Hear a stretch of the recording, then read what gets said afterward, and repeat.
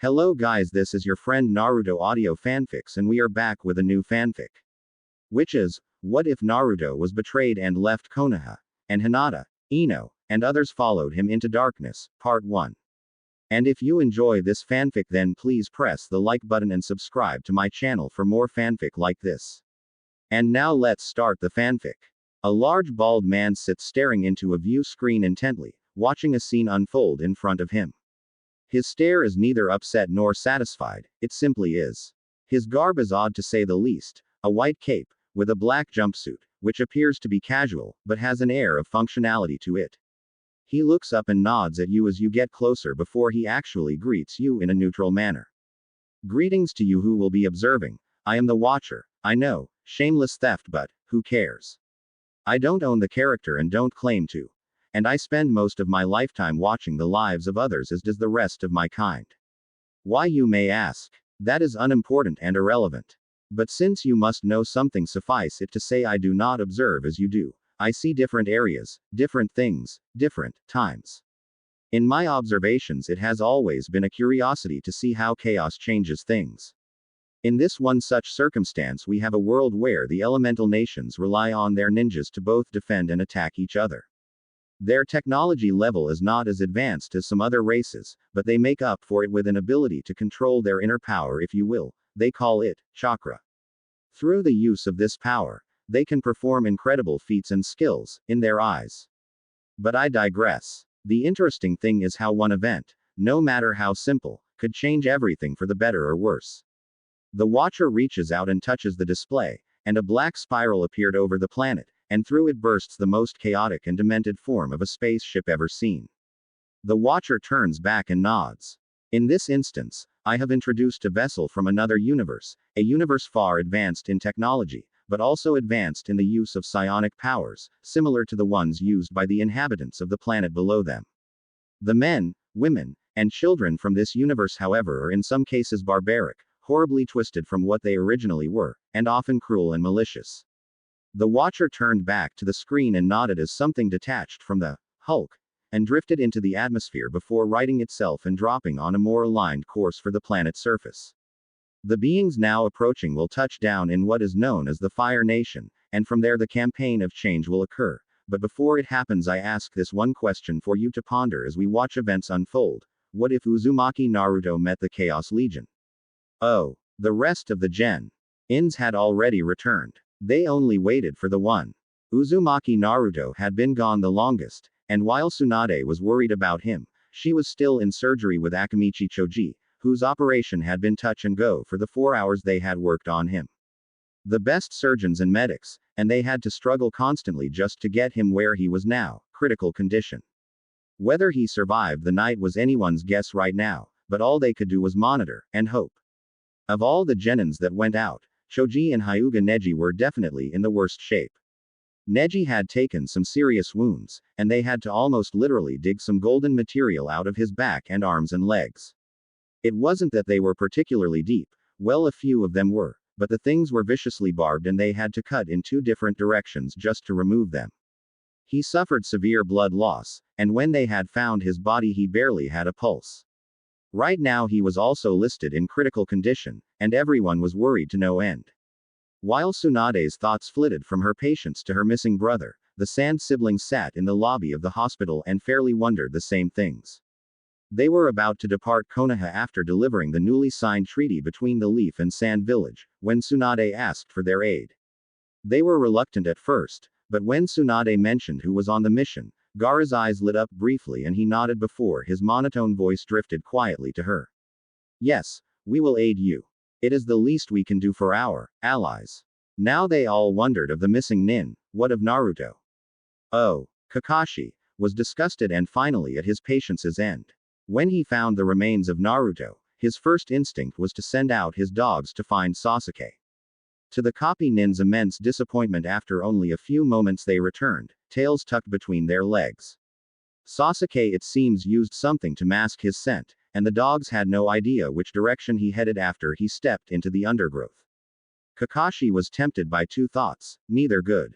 The temptation to leave Naruto where he lay was very strong, but an even stronger thought was to finally end his bungling. Clumsy, Inept, compounded by stupid does not make a good combination. Kakashi was almost positive that if the boy didn't carry the Kyuubi no Kitsune, he would have never made ninja.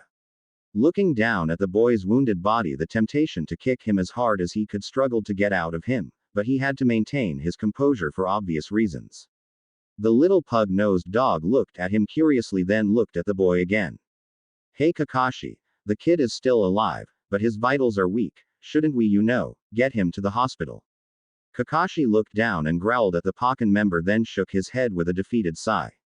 Yeah, let's get him back, Kakashi said as he reached down and maneuvered Naruto onto his back. Kakashi frowned the entire way back to Konoha, quietly whispering prayers of forgiveness to his dead master for his worthless son. If Sensei were alive, he probably would disown the boy. He thought to himself as the gates of Konoha came into view and Kakashi slowed to a stop and began walking. With a deep breath and a sigh, he dismissed the pug and walked through the gates to the hospital so he could dump his burden. Oh. The hospital doors opened and Kakashi stepped in, on his back a comatose Naruto. Gaara was first to react as he felt a surge of some never-felt emotion run through him, which was immediately followed by unbridled fury as the copy nin dropped Naruto unceremoniously to the floor. The shock on Temari and Kankuro's face at Naruto's rough treatment was the first thing anyone paying attention would have seen, closely followed by their look of terror as Gaara's killing intent jumped through the roof and a sand claw slammed Kakashi into the wall behind him. Temari wanted to reach for him and calm him down, but she had seen him like this enough to know that there would be no calming him immediately.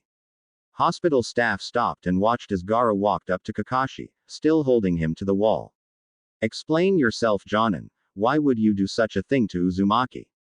Kakashi smirked as he wiggled and realizing he couldn't move anything, but blinked at Gaara as he dropped into his usual cavalier attitude.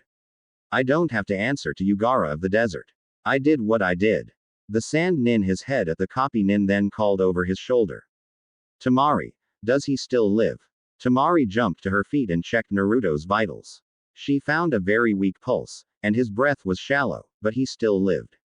Yes, Gaara, he's still breathing, but if we wait too long. And at that Temari shrugged, not really sure what Naruto's healing abilities were like. Gaara turned and looked at the nurse behind the counter.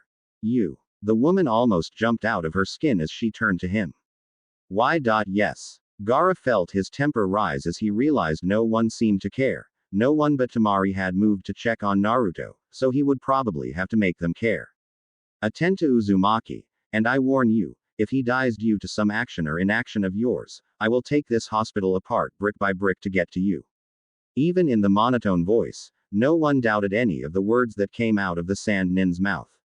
The nurse called for help and a gurney was immediately brought and Naruto was surprisingly lifted gently onto it and wheeled out of the emergency entrance.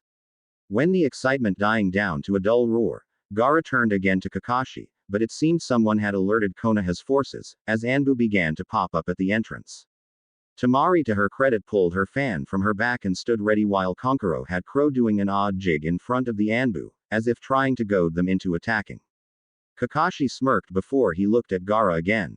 I guess it's time you let me go. Gaara smirked without humor and tightened his grip on Kakashi, making him groan in pain as his joints began to pop from the increased pressure. I don't think so. You still haven't answered my question, Jutsu thief. Kakashi groaned but gasped out a reply. I already told you, I don't answer to you. But a new voice made everyone but Gaara look, and this voice was not at all happy. No, but you do have to answer to me, Hatake Kakashi. Tsunade walked up next to Gaara and stood there with her hands on her hips. Please release him, Gaara. It would not do to have tensions so soon after signing a new treaty.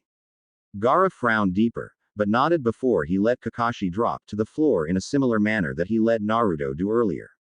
Tsunade waited until Kakashi regained his feet, then stood between the two of them. Now what's this all about? Gaara glared at Hatake Kakashi, then growled out, somehow still in a monotone voice. He was carrying Uzumaki, and as he got into the doors he dropped him on the ground.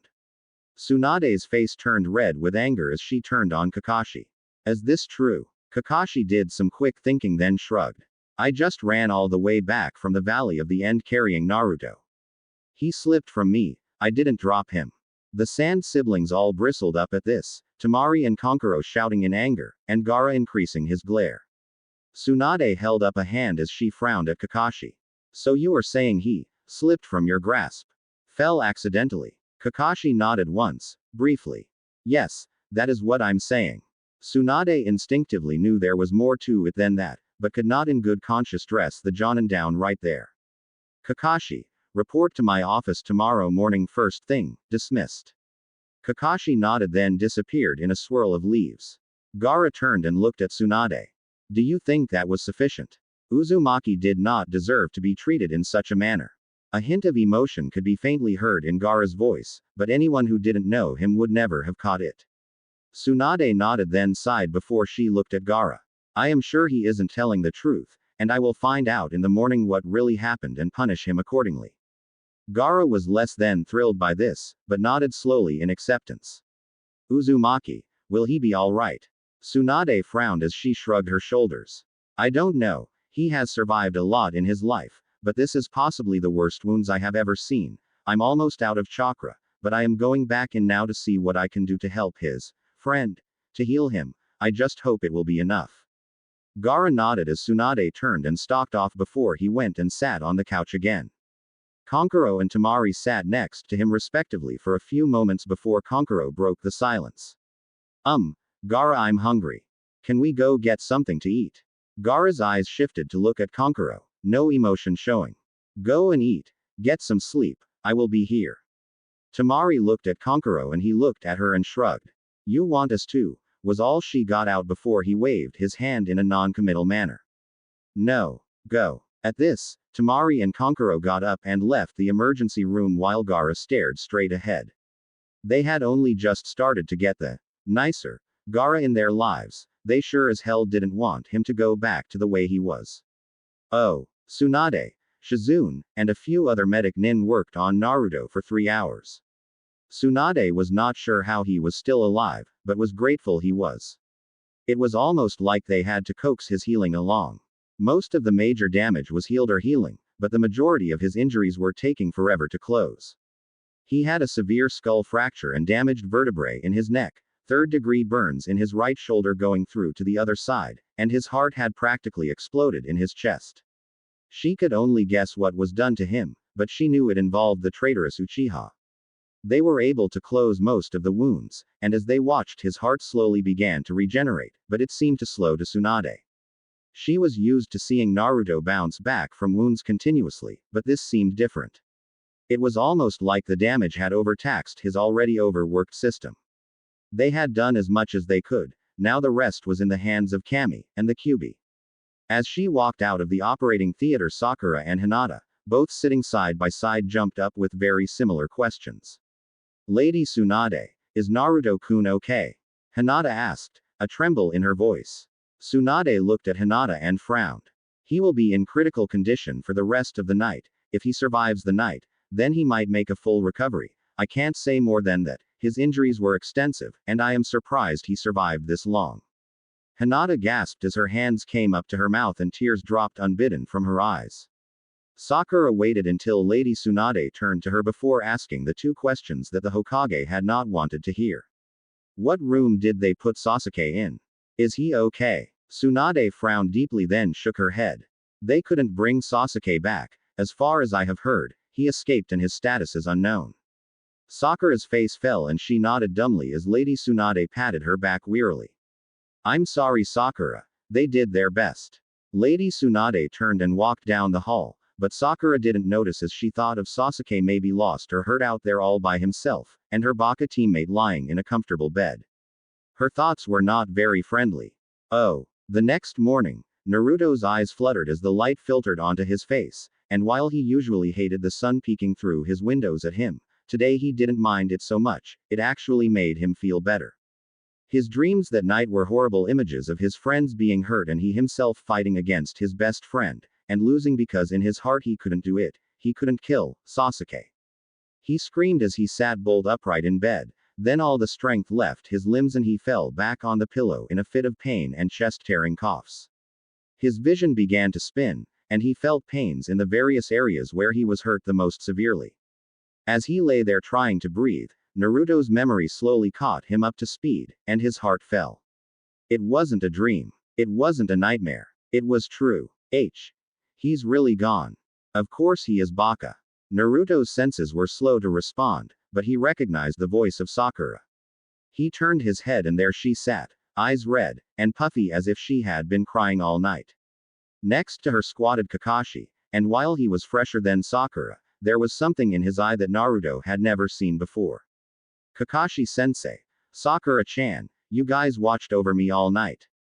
Naruto's question was innocent and he really felt touched as he considered his teammates, but Kakashi's look of disgust, and Sakura's anger stopped him from saying anything else. Oh please Naruto. Do you really think you are that important to anyone? I just got here after I talked with Lady Tsunade and explained your failure to her. The words from Kakashi's mouth were some of the most venomous and hate-filled things Naruto had ever heard and he was having trouble wrapping his mind around them. Was he still dreaming? Sakura stood up and took 2 steps until she was within arm's reach of Naruto, and he expected something, a hug, a smile, but the chakra-powered slap was nothing near what he expected. Bastard. How dare you call me Sakura-chan when you broke a promise to me? You said you would bring him back. Tears raced down Sakura's face as she stood there with her hands clenched into fists.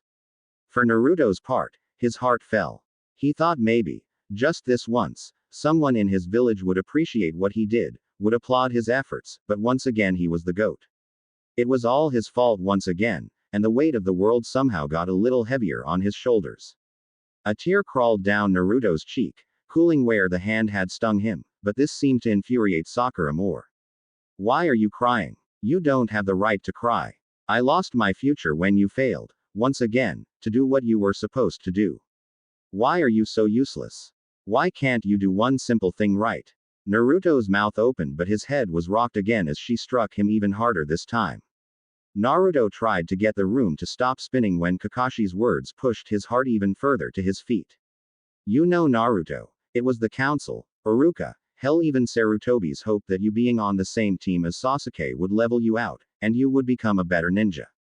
The only thing you became was an even bigger failure than you already were, so I guess there is a good reason why you were always the dead last. He would be so ashamed to see you now, to see what you have become. Naruto frowned as a few more tears rolled from his eyes, but he was able to croak out a question. Who? The old man. Kakashi laughed in Naruto's face before he stood up. No Baka, your father. I'm sure wherever he is now, he's crying tears of blood. You are a pathetic waste of skin Naruto, and I will not waste any more time on you. Naruto blinked in confusion as the words sank into his clouded mind. Kakashi-sensei. Wait. Kakashi did pause at the door and looked briefly over his shoulder. All you did was slow us down Naruto, hold us back from being a truly great team. I'm glad to be rid of you. The door closed behind him and Naruto's hand fell to his side as what his sensei said reached all corners of his mind. He couldn't believe what he heard. Never had anyone ripped him apart so thoroughly and easily. In his shock he had forgotten someone though. Kami Naruto. Kakashi-sensei's right. I had thought you would get better, that eventually you would smarten up, become a better ninja, but only a complete moron would stay the same when a great teacher and a clan prodigy are on their team. Naruto turned to look at his crush, but all he could see was a spoiled, evil child, throwing a tantrum because she couldn't get what she wanted. At that point, a blackness crept into Naruto's heart, and it would forever change the way he looked at his one-time crush.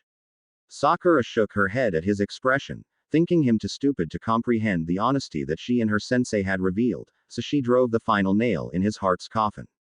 Why don't you just go somewhere and die Naruto? Save us all the grief of your existence, it's not like you would have ever become more than the village idiot anyway. You never should have been born. With a disgusted shake of her head Sakura turned and stalked out of the hospital room, not noticing the pale girl behind the door, with the tears in her eyes. Oh. Hinata had a jar of healing paste and a small basket of flowers in her one hand, but she was chewing on the index finger's second knuckle of her other hand, trying desperately to stifle the sobs she wanted to let loose. She couldn't believe the mean things his own team had said to him, the twisted hateful words that came from them. At first she wanted to charge in and scream at them to leave him alone, but Hinata never did have the strength to stand up to anyone, not even for the person she secretly loved. So she stood in the hallway, hidden behind the door until it closed, and her heart fell as did her crush's at each spiteful utterance. In truth, She had loved Naruto for years now, it had only recently revealed itself to her for what it really was. Sure, she admitted to herself, Naruto-kun isn't the most nimble, or the fastest, and he does have tendencies to be annoying. But Naruto-kun is the most generous, friendly, and has the strongest will of all the people in Konoha. She knew to some that this would not make a difference at all in how they felt about him, but in Hinata's heart and mind, that was all that mattered. She would willingly give up anything and everything just to be with him, if only she had the courage. In sudden anger at herself, she wiped gruffly at her tears, then shook her head. No, stop crying, you little wimp. Naruto-kun needs someone to care for him now more than he ever has before. Be strong, be brave. You can do it, you can do anything for him, for my Naruto-kun. Hinata nodded as she grabbed the handle to the door. It would have been splendid for her to walk in and admit her love for him, or at the least to hold him in her arms without fainting and comfort him after the verbal and emotional beating his last two teammates had given him, but it is truly too bad she didn't come to her senses sooner. Oh, Naruto's mind had endured so much he couldn't process it all at once, it was just too much. All he could feel was the pain, the loss of his best friend, the same best friend trying to kill him, his sensei ripping him to shreds, and the girl he had a long time crush on hurting him to the very core of his being. In a flash of sudden hate, Naruto climbed slowly, painfully to his feet, and reached inside of himself. All right, you bastard fox, now you listen to me. I know you are slacking off on purpose, you should have healed me by now, but that's cool, I'm not gonna bitch at you about it. But I'm telling you now, fun time is over. You heal me right goddamn now, or so help me you and I are going to fight at Kami's gate, because I'm taking you with me. The great Myobu stirred and looked at Naruto as if bored, then yawned. What is this? Are we showing some backbone finally? Very well, whelp. It should be amusing to see where this is going to go, and I have not had a good laugh since before your fight with the Uchiha boy. One of the great fox's tails slapped the ground and suddenly Naruto felt better. His energy returned, and he could feel the wounds closing on his body. With a feral grin, Naruto began ripping the bandages from his person, and all the time his mind raced in angry circles. Useless am I. Embarrassment. Shouldn't have been born. This is bullshit. All my life I have endured all of their crap, but no more. If the leaf won't respect me, then by Kami's virgin they will fear me. I'll show them all. He screamed as he hurtled through the window in his room. Oh. Hinata burst into his room as she heard his scream and then the window break, only to catch the barest glimpse of him as he landed on the building across from his window, and bound off into the distance. Hinata whined as her hand reached for him, but all she could do was watch him go. Naruto-kun, she whispered as the curtains stirred in the breeze. Oh. The warlord sat upon his throne, a grand thing with a cascade of skulls all around it, and the throne itself made from bronze with the symbols of chaos undivided carved all over it. He surveyed his surroundings, then growled in frustration. It had only been a few days since they landed, and setting up was going slower than he would like. Although he could lay the whip to his minions, he chose not to. This was not done in softness or mercy, because the warlord would kill anyone in an instant if they suggested it. It was done because he had even more extensive plans for them soon. The Earth Tap was almost established, and once it was they would have unlimited power for the body banks and the soon-to-be assembled earthworks. Then and only then would they begin their long march to pacify this planet, and then they would begin shaping it to their liking. His immediate discomfort, however, had him angry at anything that moved. They immediately noticed that most of their technology failed as soon as they were in the atmosphere. Some strange field prevented them from using their more advanced technology such as their beam weapons and targeting systems, so an orbital bombardment was out of the question, even if they could regain orbit, which he sincerely doubted. There was hope for them though, as the initial readings showed that this planet for some reason was strong in the influence of the warp. Everyone knew all chaos came from the warp. The greater demons, demon princes, the chaos gods, everything was possible with the warp. Yet somehow this planet, so far away from where the warp originates, was like a beacon to their space hulk as they emerged here. As he looked out over his minions again, he glanced at his battle claw with a sigh. The built-in plasma gun wouldn't work, but the claw itself was still a mighty weapon. As he thought about it, it closed with a whine and sinister clack before he smirked. The interior pincer surface of the claw was sharpened to a nasty edge, because he liked to watch his enemies' limbs fly as he cut them off. But this was off his original thoughts as he looked towards his more adroit minions with a self-satisfied smirk. In the meantime, he would send out some scouts to see what sport could be had before they got down to business. The warlord stood and his womanish voice boomed around the cavern. Harpy squad. The commander ran over and dropped to one knee before the warlord. How may I serve? The warlord nodded at the Harpy commander, one of his best. Scout the area around us, find us some of the indigenous life forms and bring them back for study and sport, but leave no witnesses. The man in oddly decorated battle armor stood and let out an undulating cry, and within seconds 4 other warriors answered that cry and were forming up on him, before with an explosion of sound all 5 launched into the air on rising plumes from the exhaust of their jet packs. The warlord grinned as he anticipated an interesting night. He had no idea. Oh. Tsunade sat with a frown on her face at the stack of paperwork in front of her. Disgusted to no end, she was tempted to just shove the whole mess in the garbage can and pretend it was never there, but with her luck Shizune had everything copied in triplicate and it would just be on her desk in the morning again. With a sigh, she pulled the first paper on the stack down and began to read through it when Shizune's voice shouted out. Hinata, wait, you can't go in there. The door flew open and a hysterical Hinata tumbled in with Shizune hot on her heels. I'm sorry Lady Tsunade, she caught me by surprise. Tsunade frowned but waved Shizune off as she came around the desk. Hinata, are you alright? What's wrong? Is it Naruto? Lady Tsunade frowned in worry. He was alright when she saw him earlier that morning, still sleeping in fact, but it was entirely possible he took a turn for the worse. Hinata gasped for air as she shook her head, then handed Tsunade a piece of paper. Tsunade let Hinata be while she smoothed out the paper and read it carefully. Bachan. I know that I haven't always been the ninja people have wanted me to be, but even through my stupidity I tried to be the best I could. It's obvious to me now though that my best will never be good enough, for the villagers, for my friends, or for my team. I wanted to bring Sasuke back, I really did, but I guess he wanted to go more than I wanted him to stay. That an Chidori through the chest makes it hard to drag someone back. He. Gomen, a little dark humor there. Even though I have been called an embarrassment, a demon, and a whole bunch of other names I don't think I deserved, I used to have a big soft spot for this village and its people.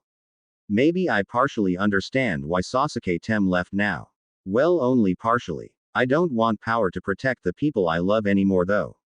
It's obvious that no one really loves me, that I will always be a demon, or a screw up to everyone, so I'm leaving the village, leaving so I don't hurt anyone, leaving so I don't hurt anymore. I don't know where I'll go, but I will get stronger, I will get better, so good that no one will recognize me from the old Naruto. I hope then that it will have all been worth it. The pain, the lies, the attacks. I will try not to hate the village. I know the old man, and you wouldn't want that, but right now, I think the village and the villagers are the last things I want to think about, and right now it would be so easy to hate everyone. I'm sorry Bachan, I really am. I think you are the only one who really did care about me, though you would never show it, and I want you to know I love you too. Take care. Uzumaki Naruto. Tsunade opened the piece of paper until a picture fell out, and seeing it made her laugh, but at the same time worked against her heartstrings. Naruto sat in the middle of her Shizune and Jiraiya. It was after their fight with Orochimaru and she had forgotten about it. Tsunade frowned as she read the letter again, then sat behind her desk and fought the instinct to rage or bawl her eyes out until she understood the motives. I don't understand where this is coming from, she said aloud. Hinata cleared her throat and Tsunade looked at her with a frown. It was Sakura and Kakashi. They were in his room with him and they weren't very nice. Tsunade raised an eyebrow. First at the obvious disrespect Hinata showed to Sakura and Kakashi, but more at the manner she spit the words out, like she had a bad taste or mucus in her mouth and had to get it out. The Hokage folded her hands together, the look of sternness returning as she prepared for what she had a feeling would be the worst. Tell me. In a few moments, after Hinata revealed the bulk of what she had heard, Tsunade's voice traveled across the city and back. They what? Hinata shrank back from Tsunade as she blew her stack, then screamed for her personal Anbu. Get me Kakashi and that Banshee Sakura, bring them here by any means necessary, now. Without a word 2 of the Anbu shined away, leaving the other two standing there. Tsunade looked at them before making up her mind. Find Uzumaki Naruto. He is not to be hurt or molested in any way, do you understand? He is to be brought back, in the best care as possible, and Kami help you if you disobey me. Find him, and don't return to Konoha until you do. Both Anbu nodded then disappeared as Tsunade sat in her chair and tried to reassure the crying Hinata. We will find the Gaki, don't worry. But in Tsunade's heart, she worried that it may be already too late. Oh, Naruto was well outside of the city walls, problem was now he wasn't sure which way to go. The guards never noticed as he walked out, or probably didn't care. Now he was at least 4 to 5 miles away, and he wasn't sure what to do. Naruto, always being unpredictable, was now having that unpredictability working against him. I could go to Wave, he thought. But I don't know what I would do there. They have no ninja for me to train with, so I guess that would be a bust. I could offer my services as their protector. But Naruto's recent ego bruising made him reject that idea. Nah, I'd probably just make them all mad at me too. Naruto looked back once then frowned as he considered what had happened and what he would do. He would miss Konoha, but it seemed Konoha would not miss him. Oh sure, Tsunade Bachan would miss him, maybe, but no one else would it seemed. Iruka, but he was nice to Naruto because of all the trouble he caused, negative reinforcement they called it, or something like that. Hard to believe an entire village didn't care about him, but the truth was obvious. With a sigh Naruto shouldered his pack again and started walking. No clear direction or purpose, just wanting to get as far away from his heartache as possible.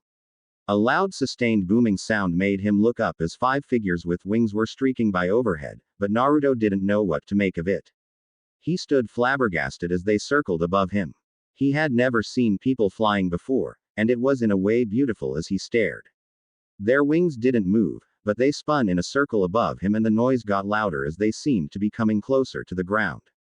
Naruto blinked as one of the figures banked, then streaked towards him, and at the last minute Naruto thought to dive out of the way, but a wave of noise, almost like the cry of a bird of prey hit him, and his nervous system seemed to shut down as he collapsed to the ground. Naruto fought with his body, but he couldn't do more than blink as the man-like being landed next to him and roughly turned him over.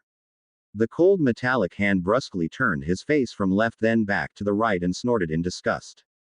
Just a child. The man frowned from in the confines of his helmet, then shrugged as he wrapped Naruto in a net, then flung him over his shoulder. With a thunderous boom, the man and his burden launched into the sky, flying back to the base where Naruto's fate would be decided. Naruto blinked as he watched the landscape fly past under him. He was still in shock, but at least the feeling was returning to his body, and he was still wondering how it was possible this being could fly. It looked like a man, but its armor was foreign to him, like nothing he had ever seen before. It looked metallic in places, but in others it was obviously something else, like flesh, which made Naruto shudder as he thought about it. See? Could that be human skin? Either way, Naruto pushed it out of his mind as he marveled again at the fact that he was flying. How can this guy fly? He thought to himself in wonder. Maybe it was something to do with that loud noise behind them, but Naruto was unsure as the being swooped down suddenly, making his stomach drop and they flew into the mouth of a cave. This creature obviously knew where it was going. The cave was not even visible from the ground, and from the looks of it, impossible to find without prior knowledge, unless of course you had Naruto's luck and stumbled across it. Naruto was not sure how long they flew, and there were a lot of high-speed twists and turns to the point that Naruto's direction sense was thoroughly scrambled, but in time they emerged in a huge cavern. We must be deep in the mountain, he thought as he turned his head from one direction to another trying to take it all in. In this cavern were things even more bizarre or fantastic depending on your point of view than the flying man and his armor. Things that looked like carriages, but with smoke coming out, and they had odd-looking tracks of metal going across the wheels underneath them.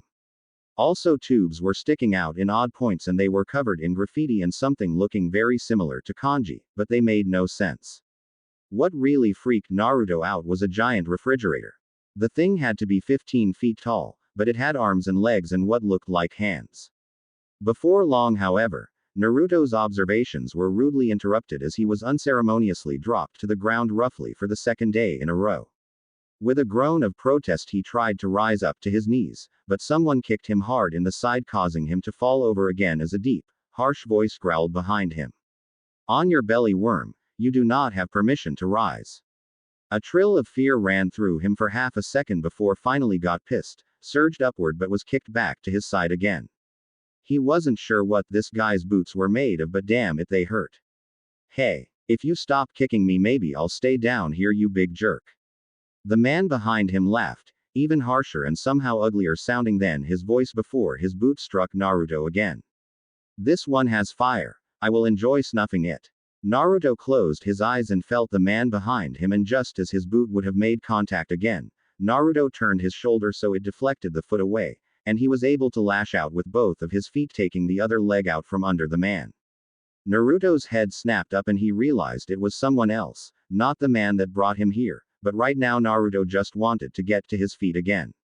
As his assailant hit the ground hard, Naruto struggled to his feet and was almost upright, until what felt like lightning wrapped its way around his back and chest, making every muscle in those areas of his body jump and flex uncontrollably, and Naruto to scream in pain. For what seemed like an eternity, Naruto's body jerked and bounced until a voice much higher pitched but with the distinct air of authority broke through Naruto's brain. Enough. Happily for Naruto, the pain stopped, and Naruto's spasms stopped, and he lay there in the net unmoving. A large hand turned him over and pulled the netting away from his face. Naruto's eyes barely were able to focus on the monstrosity above him. A large iron mask was on the man's face, but it was only half formed.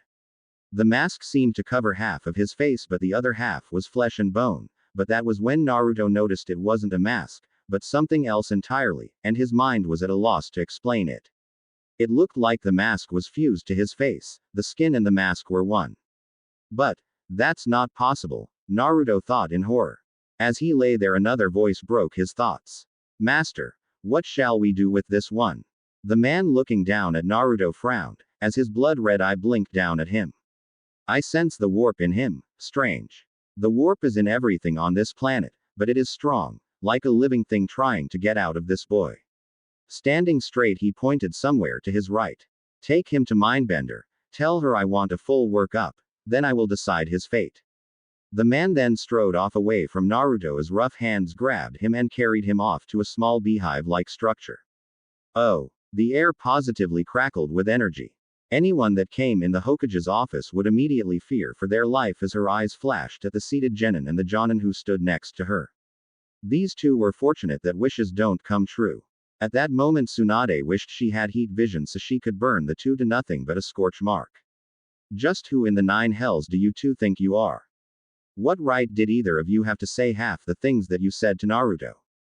Kakashi's face was impassive, like he really didn't care what Tsunade thought or said. Sakura on the other hand looked defensive, but rightly afraid of what the Hokage might do or say. Everyone is entitled to their own opinion, but the two of you abused that privilege when you did the absolute best you could to hurt the one person who had a heart big enough to overlook the shitty way you have constantly treated him. Kakashi still said nothing, but Sakura felt this was in no way fair to her.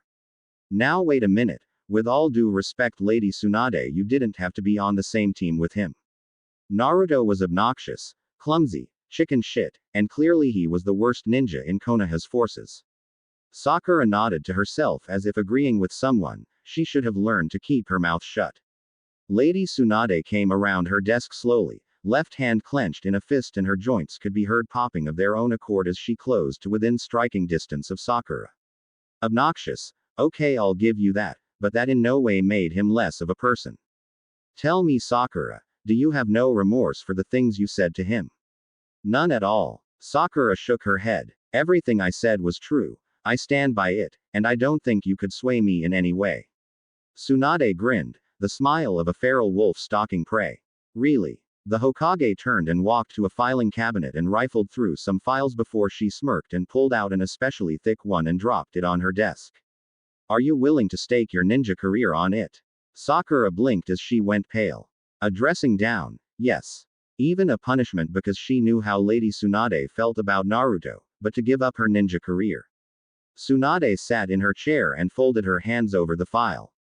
Come on, Sakura. You had your conviction less than a minute ago, no guts. Sakura felt her anger rise as inner Sakura started shouting in indignation. Alright, I know I'm not wrong, I will stake my ninja career on what I said. Tsunade clapped her hands together with a huge smile. That's the spirit. Now, Kakashi, will you also stake your ninja career on the things you said to Naruto? Kakashi frowned under his mask but took an obvious step away from Sakura, withdrawing his support of the girl. I think I'd rather wait and see what happens first. Sakura looked at Kakashi, feeling betrayed, but turned back to Lady Tsunade as she opened the folder in front of her. Let me see, you said Naruto was clumsy. That is interesting for someone to say who never made it past her first round in the Chunin elimination rounds. If I remember correctly, you and Ino fought each other to a draw. Sakura flushed red but said nothing. Even she realized that looked bad because Naruto had defeated both of his opponents that he was thrown up against, and no one believed he would win either match. Well, she thought to herself. Naruto did beat Kiba, but maybe Kiba was weaker than him. But he beat Neji, the Hyuga prodigy also. Could it have been luck? Lady Tsunade gave her no chance to continue her musing, however. And you said he was chicken shit. Now usually that means afraid of everything and anything. Am I right? Sakura nodded quickly, but it didn't matter because Tsunade wasn't watching her. But as some of your mission reports show, you had clearly had problems facing your fear and engaging opponents on several occasions, and while Naruto had shown fear a few times, he forced himself to fight, rather than standing dumbfounded in the face of an enemy. Sakura took exception to this and raised her voice. Now wait a minute, I never. Tsunade held up a hand silencing Sakura, before her eyes raised and bore evilly into Sakura's. Wave country, snow country, just to name a few. Was all she said, and Sakura's blush returned, but this time twice as bad. Sakura glanced at Kakashi, who shrugged. I'm supposed to give all details of a mission, sorry. But clearly it was obvious he didn't mean any of his words. Lady Tsunade smirked as she turned to Kakashi. We'll get to that, but I'm not done with you yet, Sakura. Now you said he was the worst ninja in Konoha. Sakura slowly nodded, but her stomach dropped another few feet when she thought how Lady Tsunade would turn this back on her. How many jutsus do you know, Sakura? And that was the telling blow. Sakura's face fell as she recounted her minuscule arsenal of jutsu, both offensive and defensive. She started to open her mouth to answer, but Tsunade stopped her. Not counting academy jutsus, those are basic, everyone has taught them, so they do not count. Sakura seemed to shrink in on herself as she mumbled. 2. Tsunade chuckled as she shook her head. 2. And I am sure they are the 2 that I taught you. At Sakura's slight nod, Tsunade sighed, clearly in disgust and sorrow. It embarrasses me, embarrasses the entire leaf to let you go on missions. Clearly you were the one being carried by your team. While you ridicule Naruto and treat him like he is nothing and no one, he has in his arsenal no less than 15 Chunin level jutsus, 7 Jonin level jutsus including the Kage Bunshin, a technique that is so dangerous it is listed in the Forbidden Scroll. To make your words even more ridiculous, Naruto knows the Rasengan, a technique created by the 4th Hokage, and used by Jiraiya of the Sannin, who I might like to add took months to master it. Naruto took 1 week to learn it, and I am sure he will master it, maybe even make it better. Yes, you're right, Sakura. Naruto is truly worthless. Tsunade's words were heavily laced with sarcasm, which made Sakura's face drop further, but she tried to hang on to a scrap of her shredded dignity. But Naruto was the dead last of our class. He couldn't even make a regular bunshin. She said with less conviction as she started to realize how lame her words sounded. You compare a bunshin with a shadow clone. Obviously we gave you more credit for intelligence than you deserve. Sakura flushed deep scarlet but said nothing in her defense. At this point she really couldn't. Even inner Sakura had grown silent. It seemed the pink-haired genin really stood alone. Tsunade wasn't quite done yet though. As I see it, you Sakura held your team back. You should have never been made a ninja. Your ninja skills are paltry at best, and you seem to think there is nothing wrong with this because in 1 year's time you have shown little to no improvement. Book smarts mean little to a ninja with a kunai at your throat. Still, even if you kept your delusions about Naruto, how many times did he save you from disaster? At this Kakashi winced but said nothing. Sakura only dug herself in deeper. I don't know, I doubt if he did save me, it wasn't more of an accident than through any action he took. Tsunade frowned as she wondered at the girl's stupidity. Let me start this by telling you a little secret. Naruto saved my life. At the look of shock on both Kakashi's and Sakura's face, Lady Tsunade chuckled. Believe me, I was surprised too. I thought he was just a loud foolish child, but Naruto fought Kabuto, and beat him to save me. He took a kunai through his hand, then hit Kabuto with a Rasengan, effectively knocking him out of the fight, but almost died in the process himself because Kabuto damaged his heart with a chakra scalpel. How many high-level ninja have you defeated, Sakura? At her silence, Tsunade merely shrugged. You know, for someone so inept, he has done some truly impressive things. Tsunade's eyes became distant as she smiled in remembrance, but the frown returned as she addressed Sakura again. I have at least 4 occasions documented where Naruto saved your life directly. The most notable time was when he defeated Gaara of the desert to save your life. Kakashi took another step back from Sakura as she finally yelled out. That isn't true. Sasuke-kun saved me from that monster. Tsunade smirked at Sakura's expression when not even her sensei would back her up or even comment this time. Didn't he? Kakashi told everyone that Sasuke defeated Gaara. His reasoning was that no one would believe Naruto could have done it, and by telling everyone that Sasuke did it would bolster his flagging allegiance to the Leaf, but you don't have to take my word for it. Tsunade touched a button on her intercom as Sakura and Kakashi watched. Shizune, send them in. The door to the office opened and in walked the Sand siblings, Temari in the front, Gaara in the middle, and Kankuro taking up the rear. Tsunade smiled at the 3, stood, and bowed slightly at the waist before taking her seat again. Thank you 3 for staying an extra day to clear this up. Gaara nodded. It is strange for me to say this or to feel this way, but it is our pleasure. Tsunade grinned as she looked at Sakura but asked the Sand Nin, Gaara, I know this may be a touchy subject with you, but I need to clear this up. Who defeated you at the attack on the Chunin exams? Gaara's lips quirked ever so slightly in the corners of his mouth. The look was barely noticeable unless you knew him. The only person that I respect in this village, Uzumaki Naruto. He was the only one who had the heart to stand up to me in that manner. Even then, he was the reason I changed my mind, and pushed for the treaty between the Sand and the Leaf. Kakashi blinked, clearly surprised by some of what the Sand Nin had said, but Sakura was dumbstruck. But, Kakashi-sensei said, Naruto couldn't have. Tsunade chuckled but shook her head. That just proves my point. Even now you cling to some hope that it's all a lie and that the traitorous Uchiha will come strolling through the door and sweep you from your feet and carry you off to some fairy tale castle in the sky. How pathetic. Sakura wanted to argue, to scream out, but 2 things stopped her. One was her own self-doubt. She had just been told more about herself and her judgment that she wasn't sure what she was right about or not. The second was Tsunade had already displayed her anger once that day. She really didn't want her to do it again. Tsunade shrugged as she folded her hands in her lap. It doesn't matter. I had already made up my mind for what I was going to do to you no matter what you said. The Hokage picked up a piece of paper that was in the file and turned it towards Sakura. With much trepidation, Sakura leaned over and began to read the paper until her eyes opened in shock. Are you serious? Lady Tsunade? Tsunade shook her head as she placed a pen on top of the paper. Dead serious, Sakura. You were allowed to become a ninja because your marks were the highest in your class, in the academic portions. When it comes to heart, and actually being a ninja, you fall woefully short. Sure, you can perform a few jutsus, but you have been so busy swooning over a traitor that you have neglected your own training and become a liability to everyone around you. Sakura was on the verge of tears when Tsunade began hammering home her point even further. I have already spoken to Iruka, and he has agreed that the academy classes in the future will be less focused on academics, and more focused on training and instilling what it is to be a ninja, so this mistake will never happen again. While Naruto may have been less in your eyes, he was obviously a lot more than you ever were. Tsunade slowly stood and glared down at Sakura. I would gladly take 10, no 100 Narutos over one of you. At least between you and Ino. Ino became a more respectable ninja. You flounder under the illusion that you would marry Sasuke, when the last thing on his mind was a woman.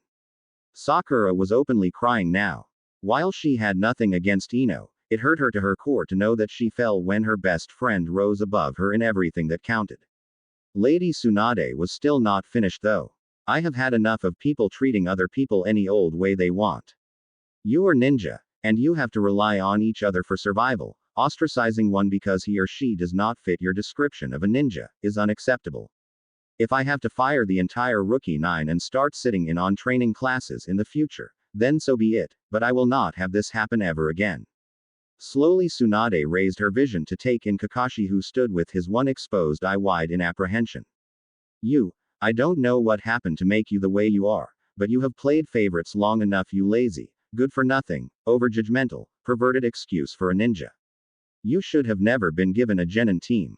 Your incompetence as an instructor has cost Konoha not one but two ninja that had promise. Perhaps if you honored your sensei and truly tried to train Naruto, he wouldn't be so useless in your eyes. I heard how you pawned him off on that pervert during the Chunin exams so you could focus on Sasuke. I should break every bone in your body just for doing that. You knew Ebizu is barely qualified to be a Chunin when it comes to ninja skills, which leads me to believe you were setting Naruto up to fail, which shows me a side of you, Kakashi, that I had hoped I was wrong about. Kakashi frowned at her words, but at the end shrugged. While I understand you being upset about my actions, I did what I thought was best. I never asked for another genin team. In fact, I requested Sarutobi-sama to pick someone else. Tsunade nodded as she considered, then she shrugged as well. Shirking off your duties on someone is still unacceptable. But Konoha still needs your skill in its forces, so I will not force you to resign. Kakashi chuckled as he folded his arms and leaned against the wall behind him. You couldn't. The council would fight you tooth and nail. Tsunade frowned as she came around her desk and stood in front of Kakashi. The air crackled between them, he sure in his own immunity, and she about to blow her stack again. Kakashi, don't even think to try and play the council game with me. If I were to bring to light that you sabotaged your own genin team, I am sure they would agree that there were sufficient cause to hang you for treason, especially when they discover that you knew Sasuke was a flight risk. Kakushi's face lost its color as he straightened from the wall. I didn't. But Tsunade's voice was deadpan as she smiled at him. Failure to properly train your team, all of your team falls under the phrase, hindering or damaging the growth of a Konoha ninja. Or didn't you think no one would notice? And I can show proof where you did this with Sakura alone. Do you still think I can't reach you? Do you really want to push my buttons? Kakashi lowered his gaze to the floor and mumbled. No, Hokage-sama. Tsunade turned and walked back to her desk and sat again in her big chair, which did not feel all that comfortable right now. Sakura. This is non-negotiable. Perhaps in time you will be allowed to try again to become a ninja, but for now, you are dismissed from service and you will reveal no Konoha secrets under penalty of death. Am I understood? Sakura's head nodded slowly as she signed the paper. There really was nothing she could say. She had made her own bed, and now she would have to lie in it. Tsunade looked at Kakashi and the evil grin was back in place. Kakashi, you are to report to Ibiki. From there he will give you your new assignment, in the mental ward of the Konoha prison. Kakashi's eye went wide as he sucked in his breath. But, Lady Tsunade, that is a huge waste of my talents. Tsunade's gaze hadn't changed as she took the now signed form and placed it aside on her desk. Considering the way you bungled your team, I think it is fitting. You as well may earn your position again someday, but for now, you don't and you won't receive any favorable response from me. As Kakashi turned to leave the office, Tsunade decided she would do it. Oh, and do be careful. I hear some of the male prisoners are quite strong, and quite frustrated. Kakashi blinked, then almost stumbled out of the office, Sakura not far behind him, tears still coursing down her face. Gaara watched as they left the office before turning back to Tsunade. That was most satisfying. Tsunade chuckled before nodding. Indeed it was. I hope they reform. I really do, but right now I cannot trust attitudes such as theirs on any of my teams or within Konoha's ranks of active duty ninjas. Tsunade abruptly turned her chair and stared out the window. Yes, it was satisfying to give the two what they deserved, but as the lone tear ran down her cheek, she realized deep in her heart that revenge, no matter how sweet, wouldn't bring Naruto back. She hoped with everything in her that her Anbu could find him. Oh, Hinata sat in a way that she never had before. On top the fourth Hokage's head where Naruto used to sit. She could understand now why he did it in the past.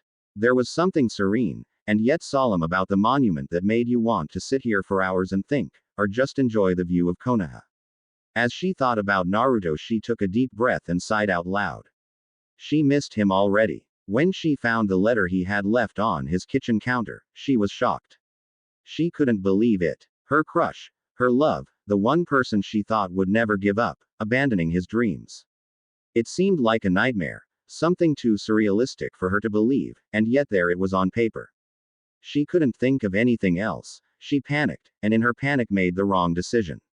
If she had paused and thought about it, she would have remembered that Naruto was not that far ahead of her. He would had to have taken time to get his clothes and belongings, and then to write the letter. If she had charged the front gate, she could have caught him, maybe talked some sense into him, at least shown him that he was wrong, that someone, that she cared for him. To keep him from leaving, she would have instantly revealed her heart to him. She would have given her right arm just to convince him to talk to the Hokage first, just to keep him here for a few moments more. But she did as she always did, she made the wrong decision. And because of it, he was gone. You aren't the failure, Naruto-kun, I am. Her voice was quiet, but anyone that had heard her would hear the unmistakable sorrow in it. All her life, after her mother died, it had been one mistake after another. She couldn't do anything right. She was sure that on the horizon her father was going to remove her as the heir and install Hanabi, or Neji. Not something she wanted to happen, but she had been such a disappointment to her clan that she almost didn't care anymore. Heck, if Naruto had asked me, I might have gone with him.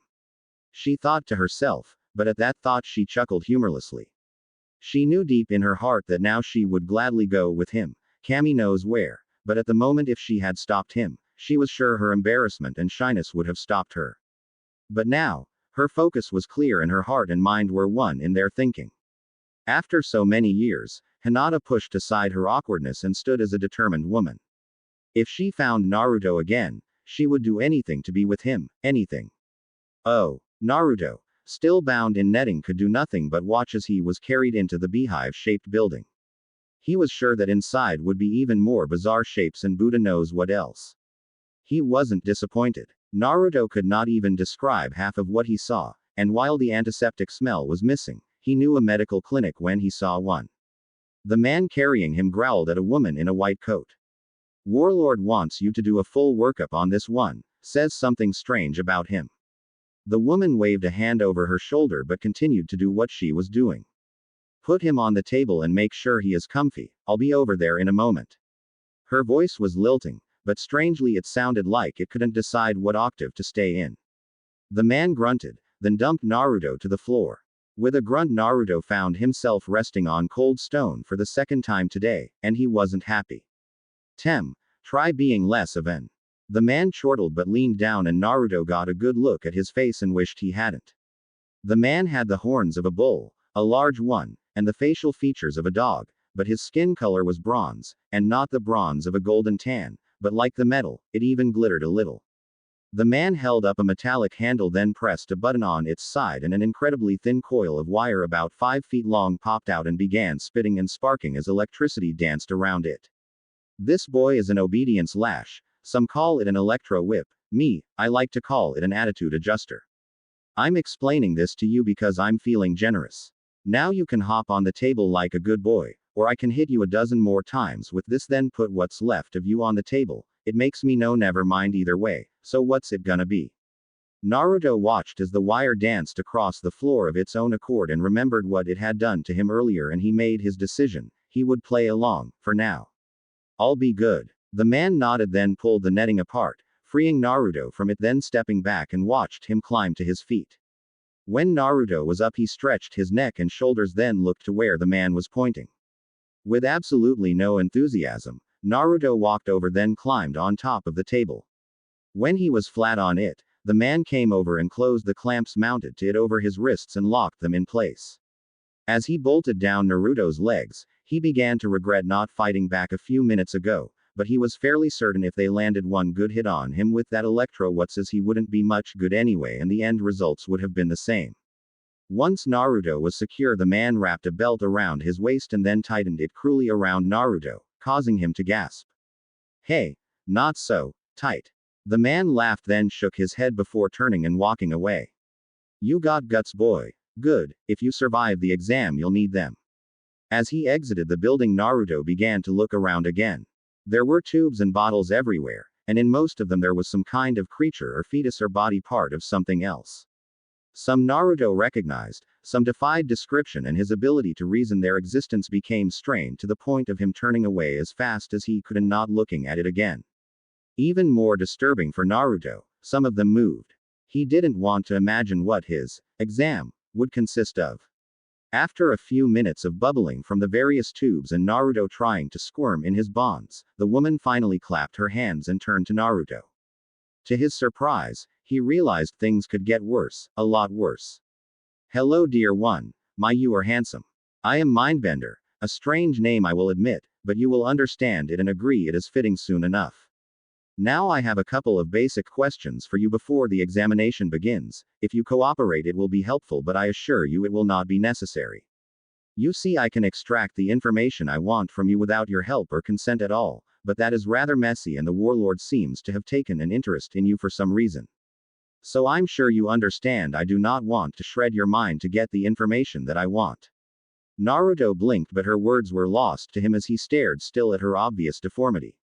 The woman was completely and breathtakingly beautiful on her left side. The right side unfortunately was also and was the ugliest man he had ever seen. The nose was bulbous and twisted, the lips were large and the teeth horribly crooked. But the scariest thing to Naruto was the fact that even though it embarrassed him, he could see the woman had the cleft of a vagina on one side, and a testicle as well as a malformed on the other. The sheer impossibility of the situation made Naruto's mind shut down for a few moments as it tried to come to grips with all he had seen and witnessed, and in truth, it couldn't. It was just too much. Mindbender's voice became background noise as a roaring started somewhere in his mind and drowned out everything else. Naruto felt his eyes roll up in his head and consciousness begin to slip away before a sharp slap on his cheek made him blink. After a few seconds he felt another slap and a pungent odor assaulted his senses and he turned his head away, but the scary reality crept back in. Ah, I see you are with me again, good. Before you decided to take a nap I asked you your name, shall we try again? The boy looked at her again then shuddered. Naruto. The woman nodded as she wrote his name on a clipboard. Naruto. Good. Do you have any family diseases, Naruto? Naruto shook his head as he tried valiantly to keep his face from turning to her.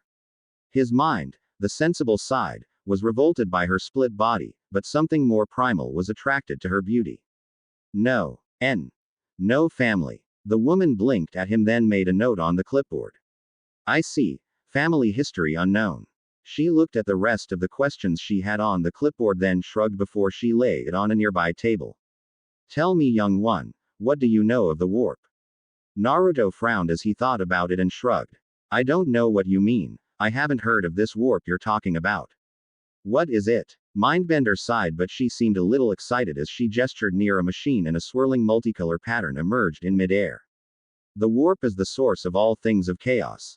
It is almost the exact opposite of everything here, but there are subtle differences. The warp is pure chaos, nothing more, nothing less. It is power, but at the same time it is nothing. We of the Chaos Legions dwell in the warp with our gods until such a time that we all stride forth to wreak havoc on the universe. Why do we do such things? Because we can. No one tells us what to do or how to do it, we appease our gods and they give us free reign. Anyway, I have studied the warp and its energies for many years, but I still have no definitive explanation for it. It exists because it does. Mindbender walked over and picked up a scalpel and held it in front of Naruto's face with a wicked grin. What are you gonna do with that? Mindbender shrugged then drew the scalpel across his clothes in various spots before putting back on the tray she had plucked it from. Reaching across his body, Mindbender grasped the sleeve of his jacket and pulled. Naruto's jacket fell from his body and landed in a heap on the floor. Hey, that was my favorite jacket. Mindbender merely laughed before she did the same to his pants, leaving Naruto in just his boxers and t-shirt. Mindbender raised an eyebrow at him as she eyed his crotch and Naruto blushed like there was no tomorrow. I don't suppose you'll let me keep these on? He asked with the hint of a whine in his voice. But Mindbender shook her head sadly before pulling the remainder of his clothing off, leaving him as the day he was born. Mindbender, however, licked her lips as she focused on Naruto's crotch. You are a big boy, aren't you? Naruto, being as innocent as he was, never really thought about his size before. Unlike most men, he was conscious of it, but he was also not self-conscious of it either. Right now, it embarrassed the hell out of him and he wished he could at least put his hands over his wee man. Mindbender reached over and grasped him in her hand and stroked him. Naruto grunted in response, and his reacted half-heartedly, but did not get fully erect. Mindbender frowned as she considered this and Naruto's eyes clenched shut, then shrugged and walked to the other side of the table, much to Naruto's relief. That relief did not last long as she positioned a device over his stomach. Before Naruto could ask what it was, pain blossomed in his belly, like a fire was burning its way down into his gut, but going layer by layer instead of just boring its way into him and being done with it. Naruto tried to bear under the pain, but after a few minutes he was screaming and writhing on the table until mercifully, she finally turned the machine off and looked at him thoughtfully. I think I begin to see why the warlord has an interest in you. How did you get a lesser demon implanted inside of you? Mindbender waited patiently until Naruto finally caught his breath. It wasn't my choice, it happened when I was born. Mindbender frowned as she considered his words before she grabbed his flaccid member again, but this time Naruto was still in a recovery state from his painful ordeal, so of course his body didn't respond favorably. Mindbender frowned deeper, a hint of annoyance creeping into her features before she pulled a machine that looked like an EKG over to the table. Slowly she applied what appeared to be sensors to his skin on his chest and head, making Naruto wonder why she wanted to monitor his heart rate, until she turned it on and Naruto screamed instantly. The patches, it felt like they were sucking the very life out of him, and as he continued to feel this sensation he couldn't help but scream. He had never felt anything like it before, and wished fervently it would stop. After a few seconds the sensation stopped and Mindbender nodded in satisfaction. Very nice, she purred as she watched the display on the machine. After a few more seconds she unhooked the machine, but left the pads in place. When she turned back to the table she once more grabbed Naruto's member, but again it refused to respond. Mindbender growled in anger now as she went to a wall and pulled a large wheeled machine away from the wall and began to push it towards Naruto. Seeing a chain of events, Naruto blinked at her and practically shrieked, "Please, I'm a virgin and I don't know about, all you are doing is embarrassing me when you grab me." Mindbender blinked for a moment and stopped what she was doing. "You're a virgin. My. That changes everything," she exclaimed with a gleeful clap of her hands. Lime. Going to a cabinet pulled out a jar and opened it with a decisive twist. An aroma the likes of which Naruto never smelled before but pleasant in ways he couldn't describe reached his nose and instantly Naruto felt a stirring inside of him that made him in an eye blink, and gave him a driving need to consummate an act. Mindbender closed the jar before snickering at his member. "Wow, even better than I hoped for, truly impressive," she said with barely concealed glee as she watched Naruto reach a full 8 inches and flex tightly in front of her. Climbing onto the table, she grasped him in her hand again and pressed her lips to the mushroom head. She had turned her head in such a way that Naruto could only see the beautiful side of her, which only made him want it more. "Ah, please, I need it." Mindbender chuckled as he kept thrusting his hips upward, trying to lodge his manhood between her lips. Mindbender giggled slightly but looked at him through partially closed eyes. "Need what?" she drawled before her tongue traveled around the head, causing Naruto to jerk and spasm. I don't know. Please, the pressure. I feel like I'm gonna burst." Mindbender nodded as her hand stroked him. "Then repeat after me, my little virgin. Suck my bitch, suck it like your life depended on it." Despite the growing pressure, Naruto blinked. "What? Why would you want me to talk to you like that?" Mindbender stopped licking and stroking him and her eyes hardened. "Because, now say it or I will enjoy watching your testicles burst under the pressure the musk is creating." Naruto blushed hard as her words penetrated the fog in his mind, then nodded as he felt the pressure begin to feel painful. Suck my bitch, suck it like your life depended on it." Naruto's incredible embarrassment only grew as he realized there was something inside of him, deep inside of him, that enjoyed the words he just said. Mindbender nodded once and grinned. "Ooh, so forceful. Anything for you, master." Her head descended instantly and her mouth moved in ways that Naruto could never begin to describe, and for the first time in his life Naruto felt the orgasm about to sweep over him, but Mindbender was not through. "Now," she said as she squeezed the base of his rod, making him whine in protest. "Say, swallow my suck me dry."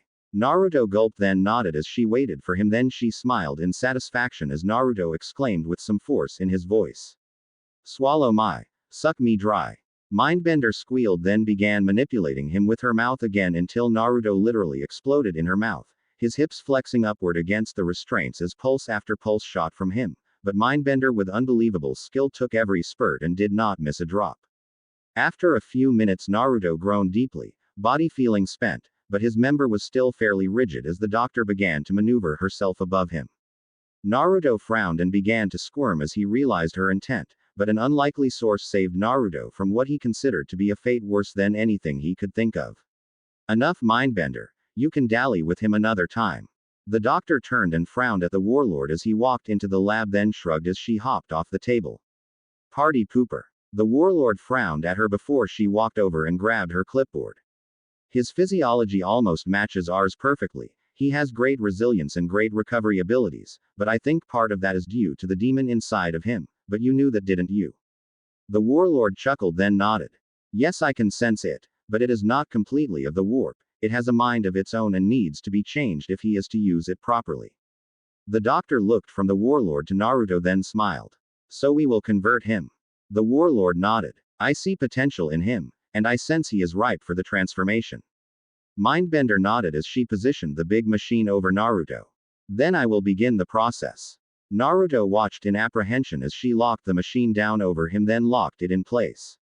He wondered at what she was doing until she locked a full helmet over his head with a final sounding click. As if from far away he heard the smile in her voice just before the pain hit. See you soon, little master.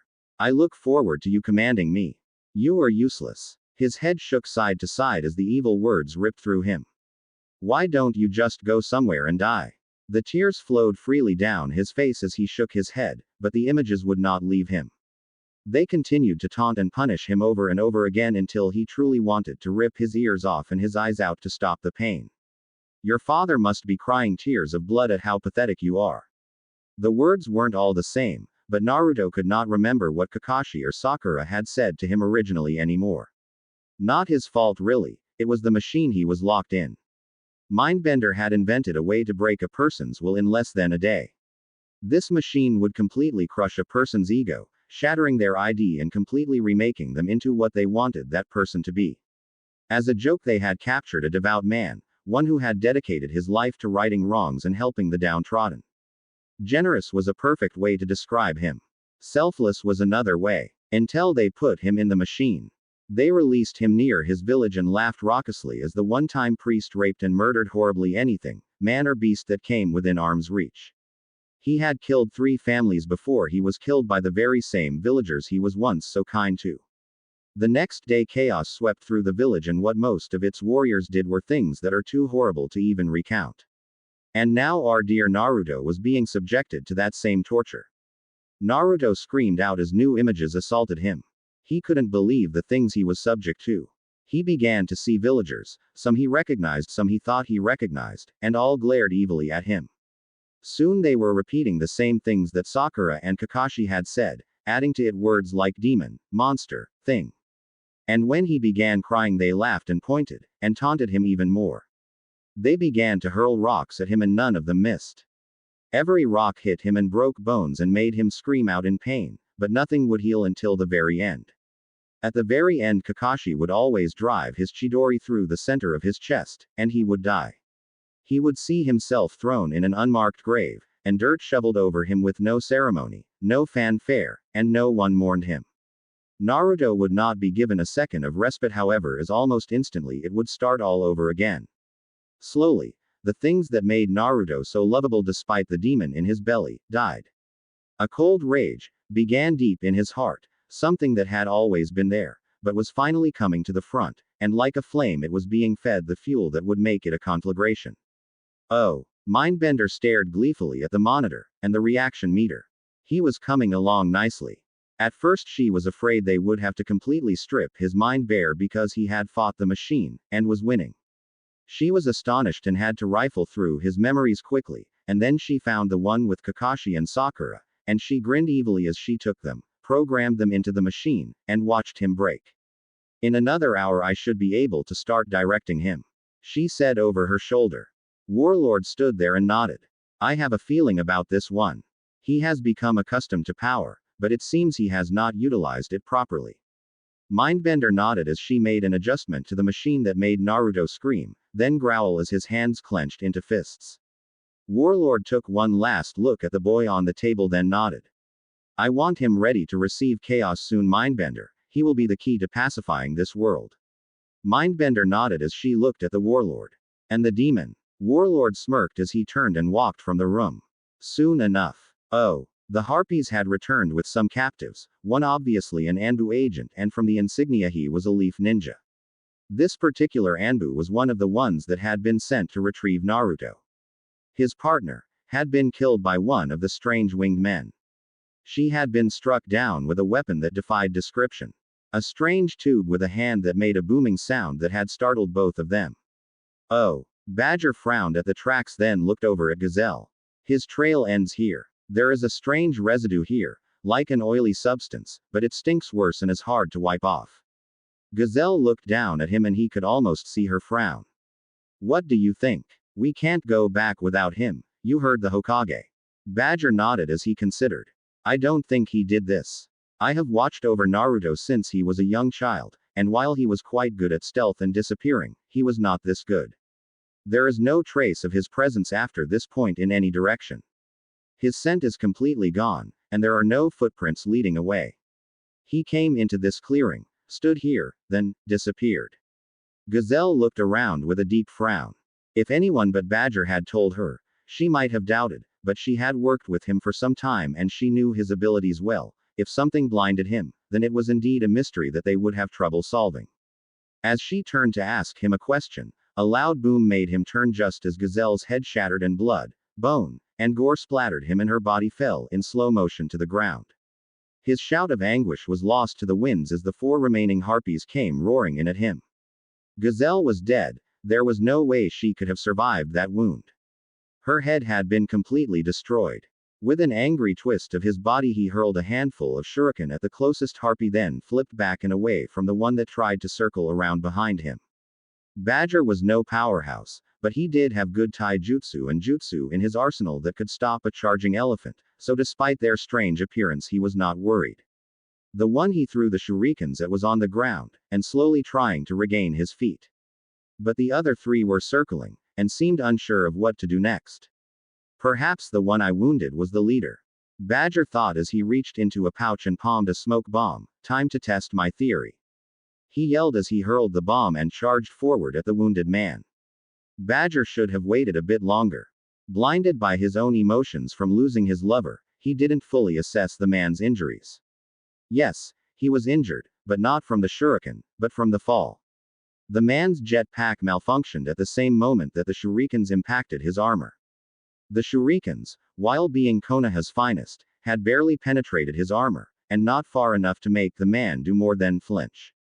Badger reached where he thought the man was, but instead of finding a wounded man he found one on his feet and completely ready for him. Badger threw a crescent kick which was blocked but then landed a backhand that almost broke his knuckles. The man's head did turn with the blow, but Badger turned and threw a spinning back kick so the man would not discover how hurt he was. He could feel his fingers swelling and was having difficulty closing his hand. May actually be broken, he thought as he tried to keep in motion. What is this guy's armor made of and who are they? Those thoughts were buried as the man approached him and this time he threw a punch which would have taken Badger's head off, he was sure. The block he used barely stopped the man's incredible strength. Badger felt outclassed but he was level-headed enough to know this and not be an egotist about it. He had to get back to the Leaf, warn them about this threat. He had never seen bandits such as these before, strange weapons, strange armor, and incredibly strong. As the man came in for another punch, Badger ducked down and drove a kunai that he had palmed into a gap in the armor between the plates. He felt flesh give and a spurt of blood told him he had struck true, but the man only grunted as a glancing blow knocked the ninja away from him. Even a glancing blow had Badger seeing stars, but despite them he stumbled away. Kelvin grinned as he looked down at the knife before barking into his comm link. Harpies, I want him. Bring him down. The cry went out and the 3 circling harpies took off after Badger. Kelvin reached down and pulled out the kunai with what appeared to be no effort, then lifted his face plate on his helmet. He had tentacles on the right side of his face that squirmed and writhed as he brought the kunai to his mouth and licked it clean. Good sport indeed, he mumbled as he took off his jetpack to discover why it wasn't working. Oh. Badger kept running, slowly making his way back towards the Leaf Village when he heard the repeat cries of the squad chasing him. He knew he could take one or two down with difficulty, but he wasn't aware that all three were pursuing him until hands grabbed him and tackled him to the ground. He was already injured from his previous fight, but he was desperate and couldn't fail. He had to get back to the Leaf. Barely able to make the hand seals, he called his chakra and shouted, "Earth Jutsu, stone spears." And spikes of stone burst up from the ground, two of which impaled the man that had tackled him. Surprisingly, only 2 of the 5 penetrated his armor. Before he could turn or contemplate this further, Badger was captured in a net. He tried to pull it off, but the more he struggled, the more it clung to him until he was completely entangled. The other 2 of Harpy Squad landed, one checking the other and the one that had thrown the net on him. He tried to palm a kunai from his pouch, but his hand could not reach it. He only knew one jutsu that he could do one-handed, but camouflaging himself with the ground wouldn't get him out of the net. The other member of Harpy Squad came and shook his head. The one who captured him nodded before he kicked Badger in the head. "Bring the body, I'll take this one." Badger heard before his consciousness faded. "Oh." Ino frowned at Sakura as she continued to weep. "Come on, Sakura, it could always be worse." Which was the best Ino could come up with. Truthfully, she couldn't really see how it could be worse. Sakura had effectively been ostracized from the community. Being stripped of ninja status meant you up big time. If it was because of a bad mission, or a really bad mistake, it could be overlooked. Sakura had thrown her life away, over Naruto of all people. Ino shook her head but tried to support her friend. "I know it's difficult, but you can reapply in time, it isn't hopeless, Sakura." Sakura shook her head as she wiped her eyes, but the tears kept coming. "You don't understand, it was bad enough that he let Sasuke get away, but now that Baka has cost me everything that made a difference in my life." Ino frowned then shook her head. She couldn't argue with that. It seemed that Naruto had really thoroughly Sakura hard and with no lube, but this is also Sakura's story. If she had told Ino the full story of what happened, Ino would have said completely different things. "Look, if you want I will speak to Lady Tsunade about this. Hell, I'm sure most of the Rookie 9 will be happy to speak up for you. It isn't like you didn't have your fair share of problems on Team 7, but having to deal with Naruto was an ordeal all by itself. I know, I've been on a few missions with him." Sakura looked up at Ino, a trace of hope in her eyes. Maybe if Ino did talk to the others and they petitioned Lady Tsunade. "Oh Ino, that would be so great if you did." Ino nodded to her friend, then left to gather her forces. "Oh." Lady Tsunade finished the last few sheets on her desk and stacked them neatly in the outbox on the left of her desk. She couldn't believe it. She had finished a full day of papers in less than a day. She hadn't done that since she became Hokage. Hell, she didn't even do it then. She sighed as she opened her top left drawer and frowned at the picture there. She knew the reason why. She just wished it didn't have to be under these circumstances. She hadn't thought Naruto could get so far, but he must be giving her Anbu conniptions if they hadn't returned with him yet. She only hoped they would find him soon. The intercom buzzed and she frowned. Probably more paperwork. She thought. Yes, Shizune. Shizune sounded a little exasperated, but she was keeping her composure. "I have most of the Rookie 9 out here wishing to speak with you." Tsunade looked at her watch and smiled. "Well, it took them longer than I thought. I'll have to buy Jiraiya a bottle of sake later. Send them in, Shizune." Tsunade had bet herself earlier that the Rookie 9 would be in her office by 2 p.m. to complain about Sakura's dismissal. If she was wrong, she would buy Jiraiya a bottle of the best. It was 2:59 exactly.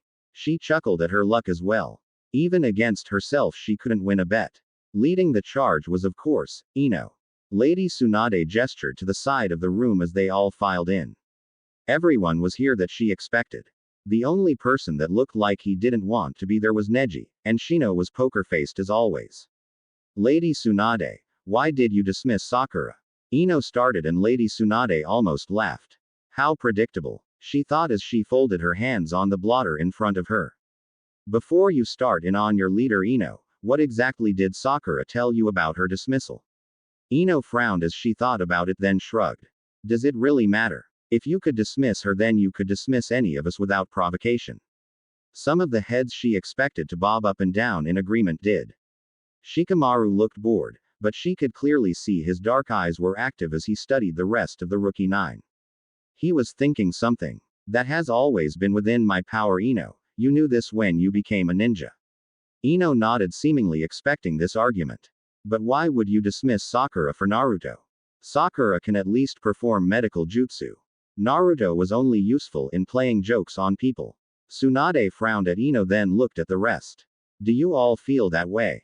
A couple of heads bobbled as if not completely certain of that argument. Shino casually stepped forward, which surprised Lady Tsunade. I think we should ascertain all of the facts before we make a decision on this. I have fought alongside Naruto, and while he is unorthodox, I can honestly say he is a stalwart companion and I have never seen him back down, but I would like to find out why Sakura was dismissed. At this, more heads than the Hokage expected nodded. Tsunade frowned slightly, then she also nodded. Very well. I will tell you all now. No matter how this conversation goes, Sakura will not be reinstated until she grows up and puts forth serious effort to become a ninja. Tsunade's hand shot up to forestall the protests, especially from Lee and Ino, then she reached into her desk and pulled out a familiar folder.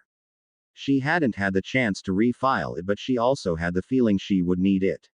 Now, what you are not aware of, Naruto never received proper training to be a ninja except from Jiraiya of the Sannin. Kakashi was his sensei, but he taught Naruto next to nothing, why I still do not know. But that was only part of the problem. You all saw how Sakura treated Naruto, and yet no one stopped it. Perhaps it was because Naruto had been everyone's punching bag for so long that it was easy to tune it out. Or maybe you thought that in truth they were actually close when it was just them or teammates.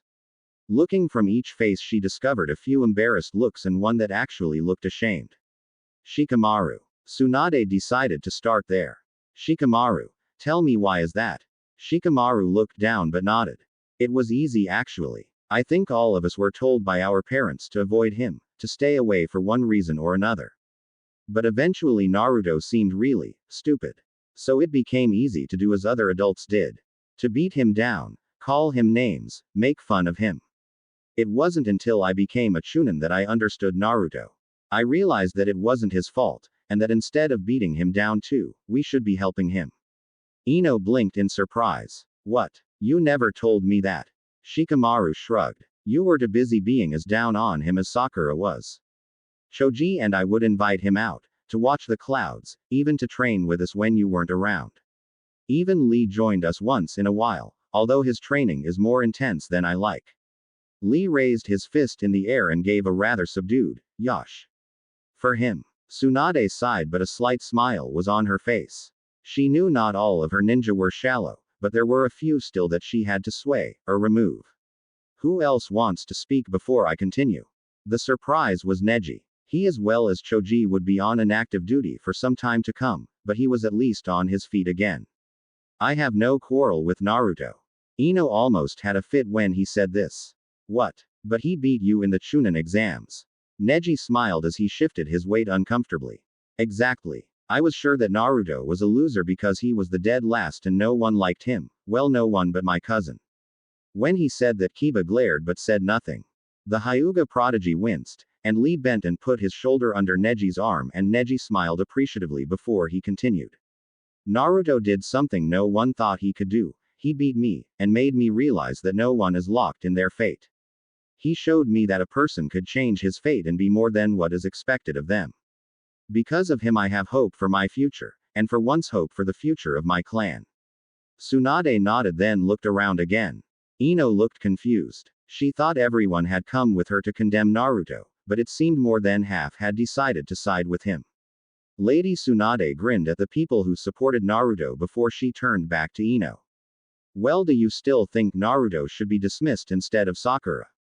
Ino shook her head as she focused on the Hokage again. I have only worked on a few missions with Naruto, and they really didn't involve me and him working too closely together, but maybe it deserves some looking into. But why did you dismiss Sakura? Lady Tsunade frowned then nodded. Then this information does not leave this room. If it does, I will know it was one of you or the ones punished who spoke of it, and if that should happen, everyone in this room will be punished until the guilty party is found. The collected people gasped in shock, but all shook their heads in resignation. The Hokage's word was final. What Sakura didn't tell Ino was that she and Kakashi decided to take matters into their own hands and punish Naruto for not being able to bring Sasuke back. Some very mean and despicable things were said to him, above and beyond what needed to be said. The room in general had the atmosphere of regret and disdain as they all digested this information. Ino was the first to speak up. Was what they said warranted? How would you take it if you were told you were the reason their team never got more cohesive? How would you feel if you were told you were completely useless, there was no reason for your existence? How would you feel if someone told you, you should never have been born, or that you should just go somewhere and die? More and more they all felt ashamed until finally Ino put her head down. They all felt the same thing, but Tsunade felt that this was a long time coming and let the final piece fall into place. I was sorely tempted to dismiss the entire Rookie 9 and start over again. Everyone's face fell in shock again as she expected, then she explained. None of you know about Naruto's past. Tsunade pat the folder in front of her. Most of it is here, and this is an S-class secret, but Naruto was constantly in danger, constantly under attack, and his life had been threatened more times than all of us in this room put together. A collected gasp went up and she smirked. Today was a day for bombshells. Ino, of course, spoke up first. Why? Why would anyone want to kill him? Shikamaru frowned at the back of Ino's head and wished he could say, but knew his lips were sealed because of the Hokage's law. Now if Tsunade were to say it. But Tsunade waved Ino off. You will find that out when the time is appropriate. Suffice it to say that not only had he no family, but he had no one to watch out for him for many years. It was only when he was 6 that Sarutobi installed Anbu to protect him, but he raised himself. There was no one there to teach him to eat properly, what silverware to use, how to speak or what not to do in public. He knew nothing of royalty or respect to certain individuals. If I were to rate his development, I would say that Naruto didn't become socially developed until after his first year at the academy. Tsunade paused and could understand the shock on everyone's face. She even wore the same look when she first read through the file and discovered so many cruel and callous things about the boy's life. That was when she started treating him better, being more sisterly to him and even teaching him things that no one else had. But that was only one of the problems. There were quite a few people that attempted to sabotage Naruto's training, poison his food, charge him exorbitant fees for goods, destroy his property, the list goes on and on. Tenten nodded as she stepped forward. I remember. He came and asked me why my parents were closing their weapon shop. I told him and he started buying exclusively from my mother and father, but I didn't know what he meant when he said, if he got a fair price. He mumbled it one day, but when I asked him, he just laughed and smiled that smile of his. Tenten looked down as she mumbled. I thought he was just crazy, or stupid. Tsunade sighed as she closed the folder. Naruto wore that smile for everything. If it hurt him, if it bothered him, if it was directed at him, he smiled. Everyone wears masks. Naruto had to wear his every day. Tsunade looked at her hands as she berated herself for not seeing sooner how much he needed someone when Lee spoke up. Lady Tsunade, I think most of us would like to apologize to Naruto.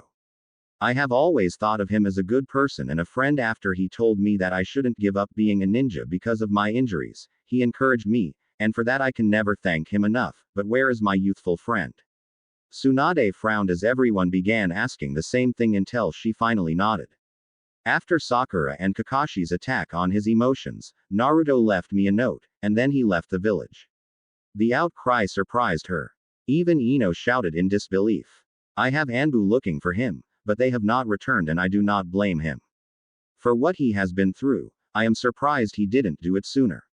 Tsunade fought her own emotions as it began to overwhelm her. I didn't know how alone he felt, when he was almost killed by his best friend, Sasuke, to having the rest of his team betray him. This city was never Naruto's home, because he was never made to feel welcome here, by anyone. Tsunade did not know of his friendship with the owners of Ichiraku Ramen, but then even they only helped him so much. Lee wanted to protest, but Lee was always smarter than anyone gave him credit for. He realized he could have been closer to Naruto, could have visited his home and talked to him, but he never did. No one looked like they were ready to rebel, but Tsunade had to ask. Does anyone still wonder why I booted Sakura? It wasn't just because she betrayed her own teammate, but because her short-sightedness and obsession with one person caused her to stunt her own growth as a ninja. Her skills were woefully inadequate for the level she was supposed to be at, and the saddest part is she doesn't care. Her manipulation of you, Ino, proves that. She didn't even tell you the reason she was dismissed. Ino nodded as she lowered her head, and Lady Tsunade looked at the rest of the assembled ninja. Does anyone still object to what I have done? The remainder of the Rookie 9 all answered as one. No, Hokage-sama. Tsunade closed the folder and shoved it back into her desk drawer.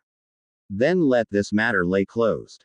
If Sakura grows up and makes herself better, then she will have the chance to be a ninja again, but she will have to prove herself in my eyes, and that will not be an easy task. Before the first person could leave, Tsunade looked at her ninja and frowned. I hope you all have learned a valuable lesson today. We all overlooked Naruto because everyone else did too, and sometimes it is easier to follow the crowd than it is to step outside of it. I honestly don't want to hear about another ninja or potential ninja for Konoha being treated in this manner. Am I understood? The Rookie 9 answered almost as one, but the answer was the same for all of them. Yes, Hokage-sama. Tsunade nodded to them as she sat back in her chair. Dismissed. Oh. Mindbender smiled in satisfaction as she watched the images play across the screen.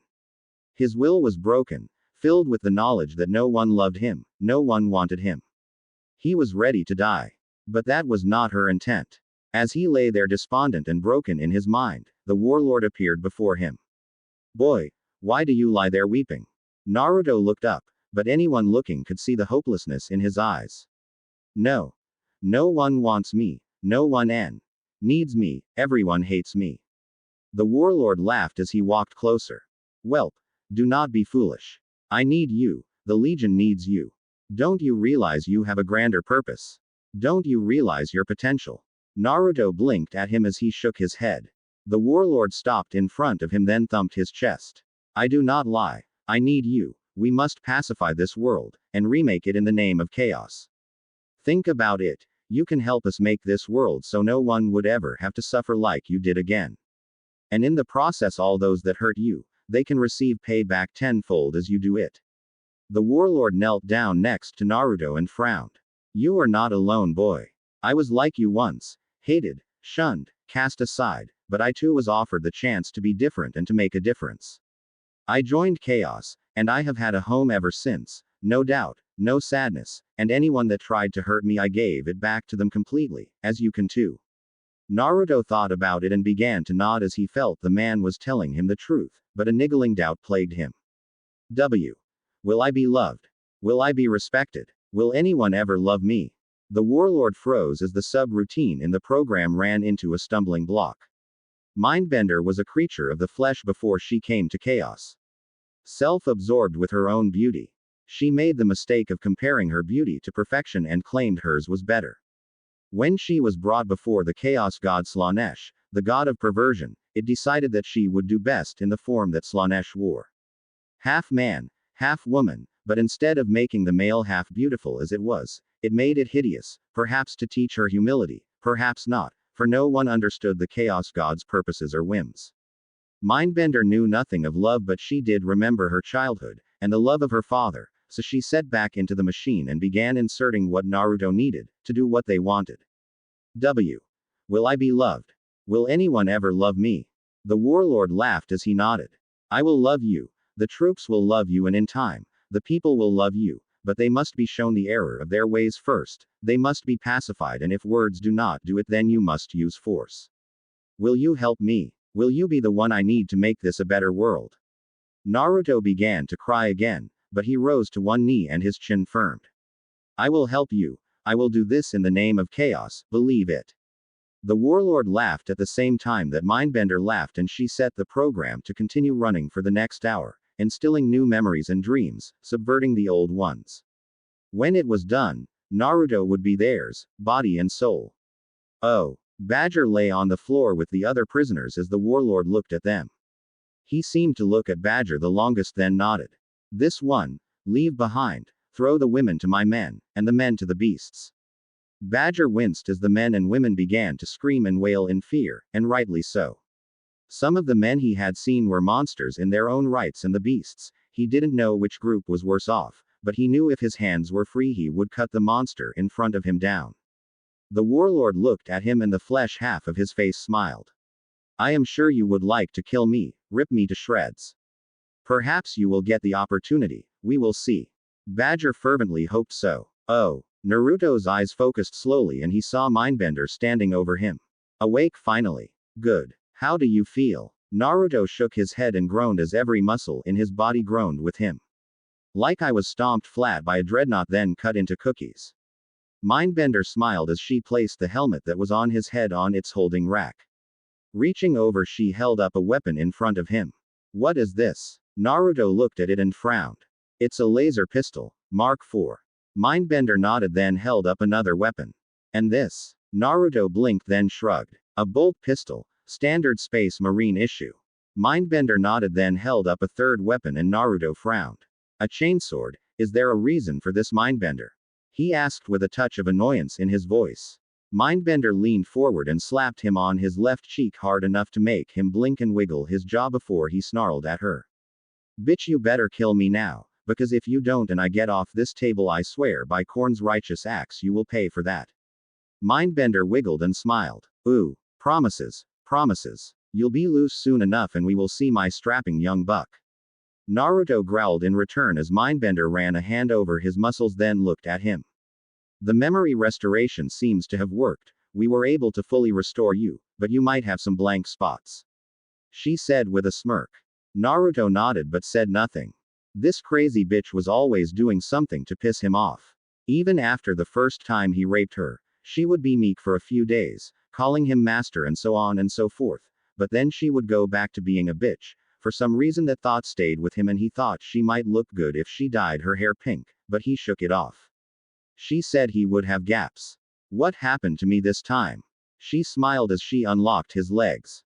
You were out raiding so we can prepare for the pacification of this world. Naruto nodded as the memory returned. And one of these subhumans stabbed me in the temple with a knife, I remember now. Mindbender smirked again. The false memories were working beautifully.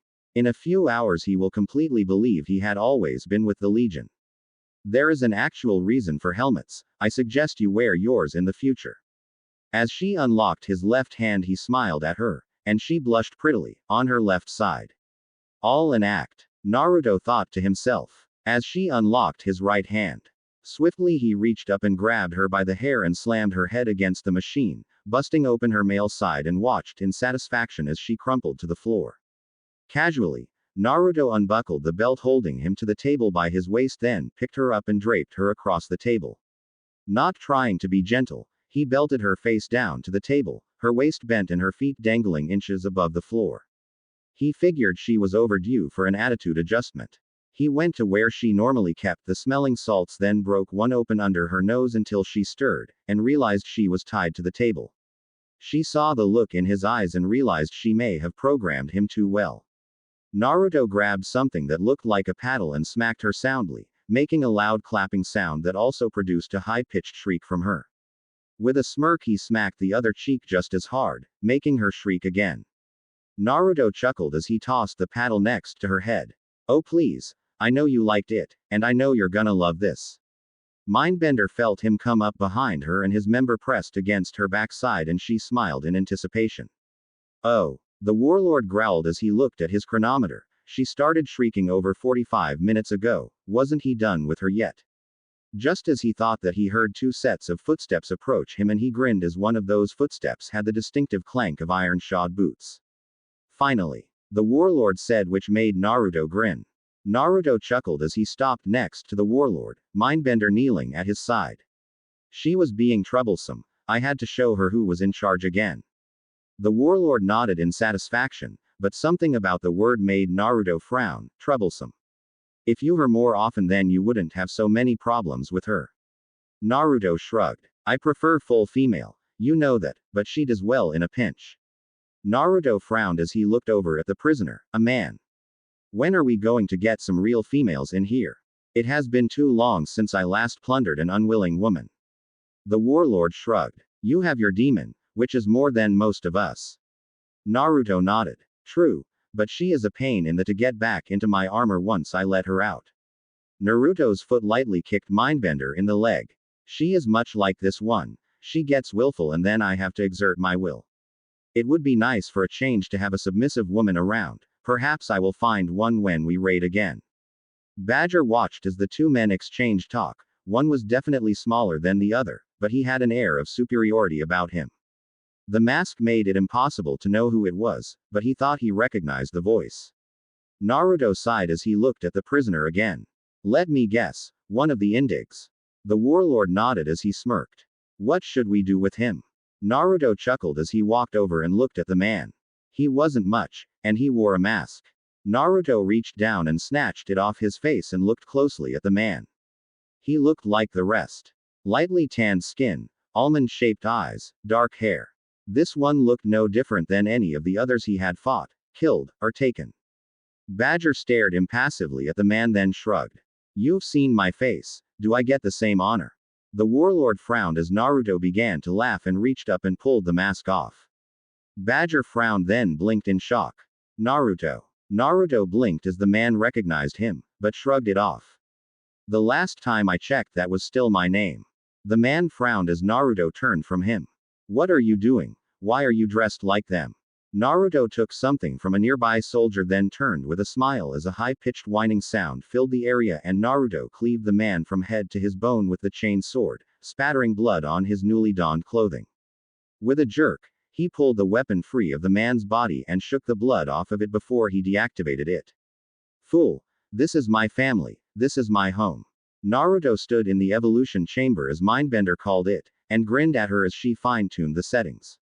She and the warlord had great hopes for his reception of chaos. He on the other hand hoped that he would not end up as so many other aspiring champions, as a chaos spawn. A creature of sheer brute strength, horribly mutated by the effects of the warp and the presence of the chaos gods.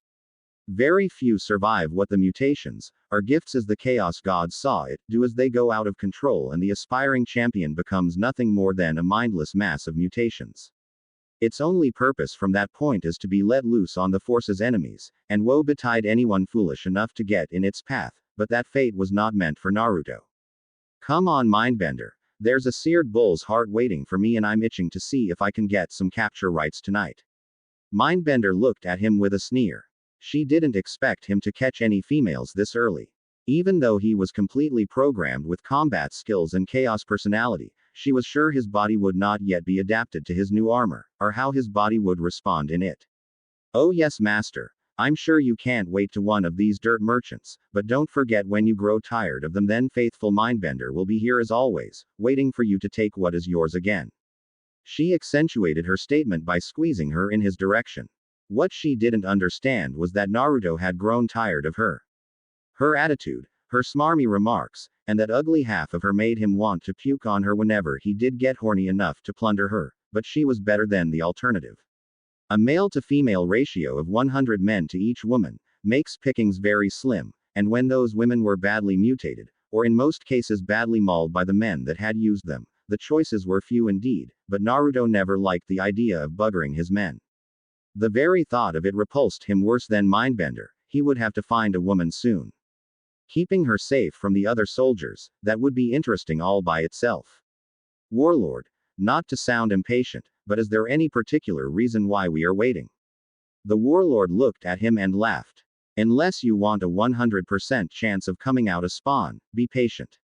As I understand it, if you try to receive the gifts before or after the exact time that the warp is open, it will rip through you like a cyclone through a stack of hay, altering your DNA at a rate your body could never keep up with.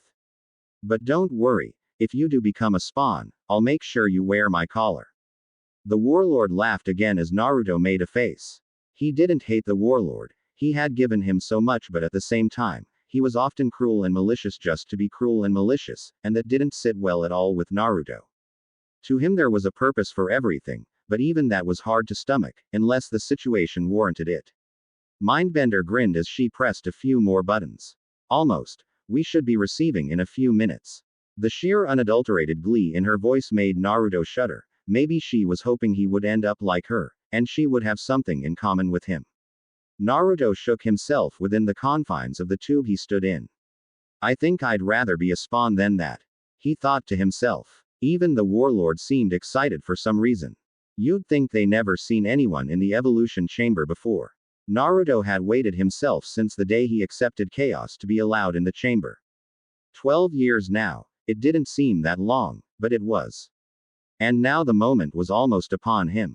Get ready. Mindbender shouted as her hand hovered over the activation button. Naruto leaned forward in anticipation just as the woman's hand came down with a loud crack on the button, and Naruto's mind seemed to expand 1,000 times as he felt the power of the warp engulf him. His eyes were wide, and his muscles were taut as he threw back his head and screamed. Oh! Naruto began to see images that were too fantastic to believe, and were assaulting his mind in ways he couldn't imagine. Things beyond description, with tentacles everywhere, crab claws for hands, faces of dogs with horns of bulls, incredibly grotesque mounds of putrescent flesh, and all seemed to battle with each other over nothing. It seemed that these things had no purpose in their existence except to cause strife, pain, and death. Naruto was unsure where his insight came from, but then as he looked around he noticed others.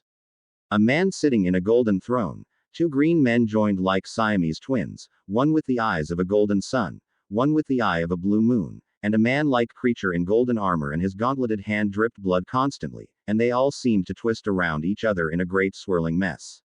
Naruto was unsure how long he watched, but then they seemed to finally take notice of him and they all turned to face him. The man on the throne watched him, but said nothing, as did the green twins, and the man in golden armor.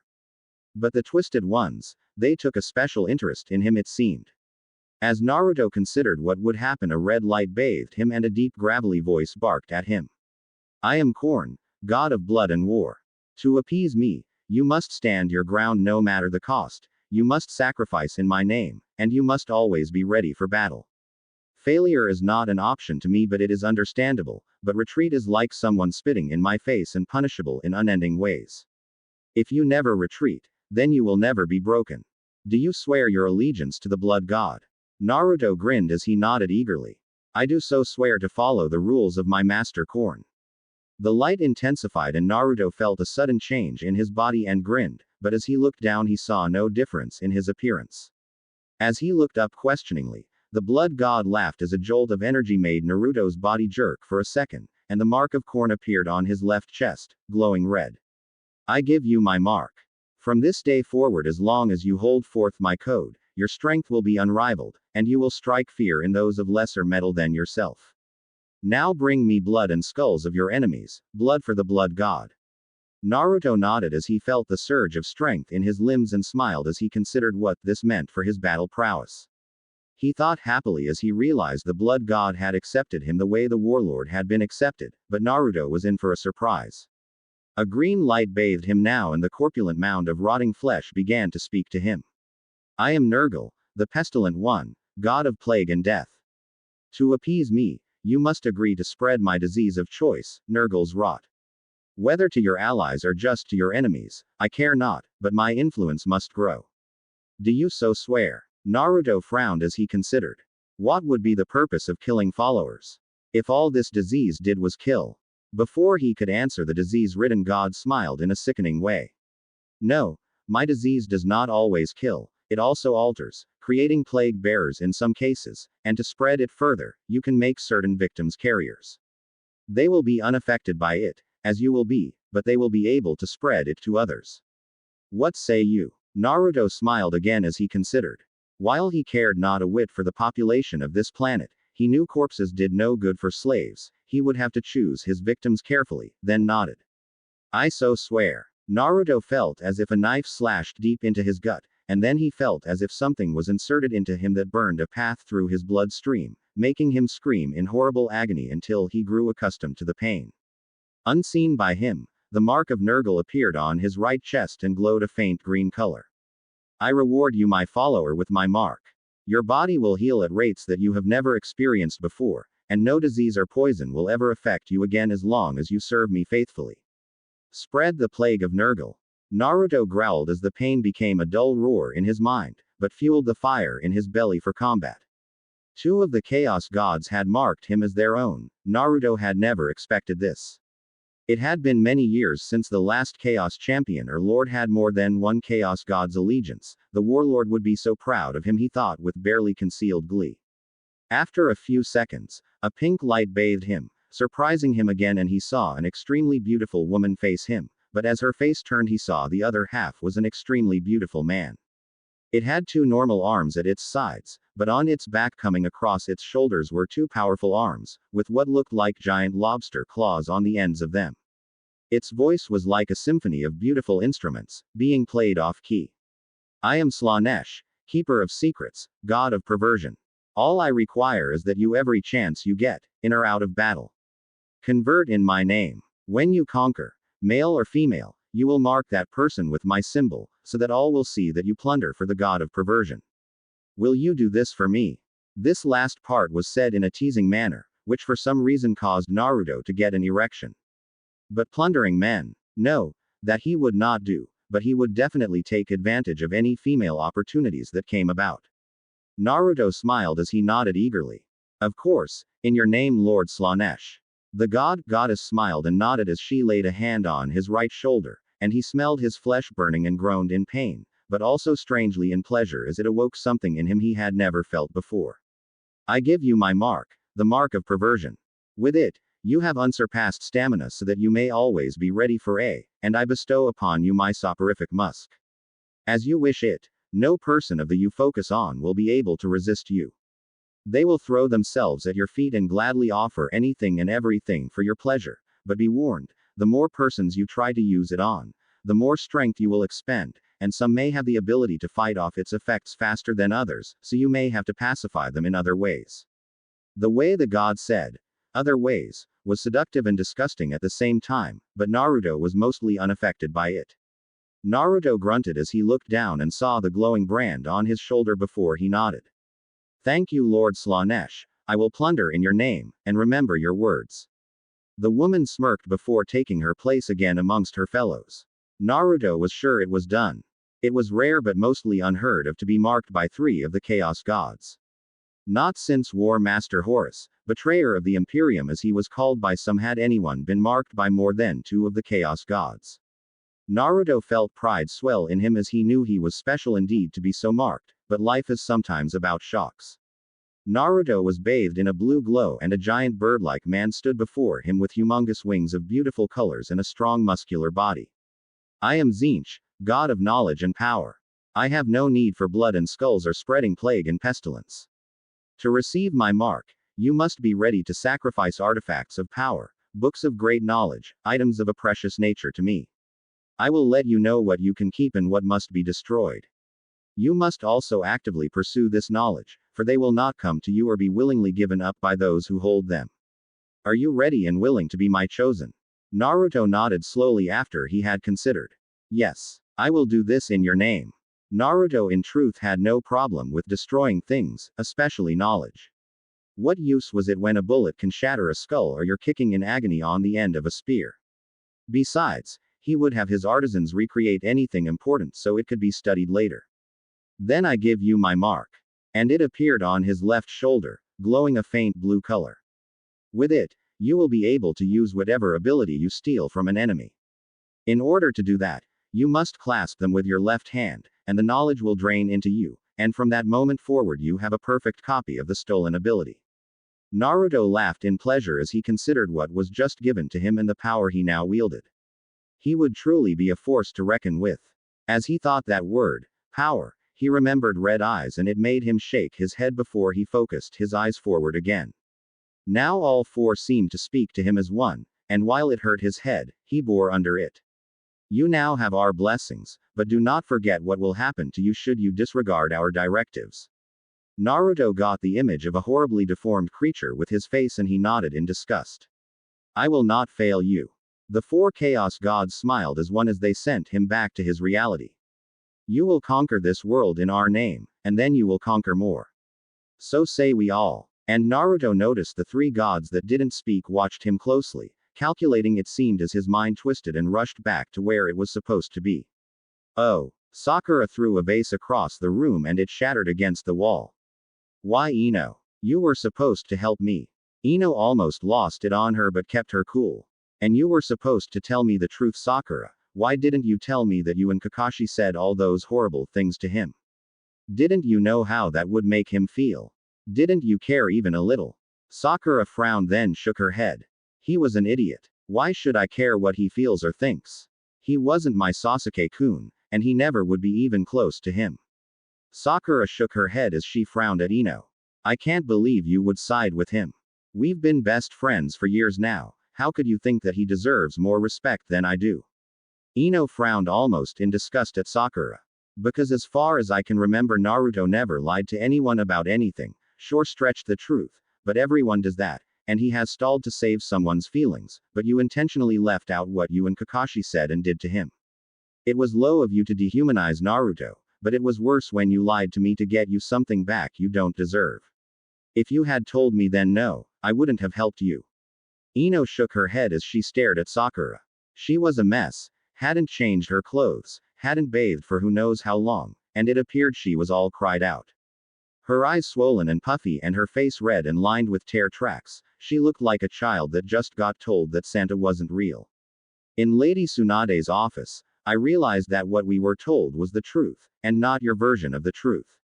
Sakura growled as she turned towards Ino, but Ino was more than ready for her. Ino had dropped her purse and stood in a light stance, and Sakura, despite her anger, realized she would get her handed to her by Ino. They may have fought to a draw in the Chunin exams, but Ino took her lack of a win and focused on making herself stronger. She had developed very well and impressed Asuma more than when she was a genin. And Choji seemed to fawn all over her more now than he did when they were all genin, which made her pause in her thoughts. Choji has always seemed to like me, between bags of chips that is. Ino considered his actions and considered her own. Have I been just as bad as Sakura? Have I forsaken one of my teammates just because of his weight? She knew she had to think about this more, but now wasn't the time as she shook the thoughts from her head. Ino reached down and picked up her purse with a snort of derision. Sakura, you are my best friend and I love you to death, but Lady Tsunade is right about one thing, you do need to grow up. Sakura screamed and threw another ceramic ornament at the wall. Get out. Ino shrugged then walked out the door as something crashed into it, another knick-knack. With a sad frown she walked down the steps then down the street to get a cup of tea to think about her teammates and the things she had done in the past. Oh. Hinata had her backpack and was halfway to the front gate of the Hyuga compound when a voice stopped her. The one voice that always made her shiver to the very depths of her soul. Hinata, where is it you are going? Hinata turned and faced her father and bowed politely to him. Father, I am going to go page.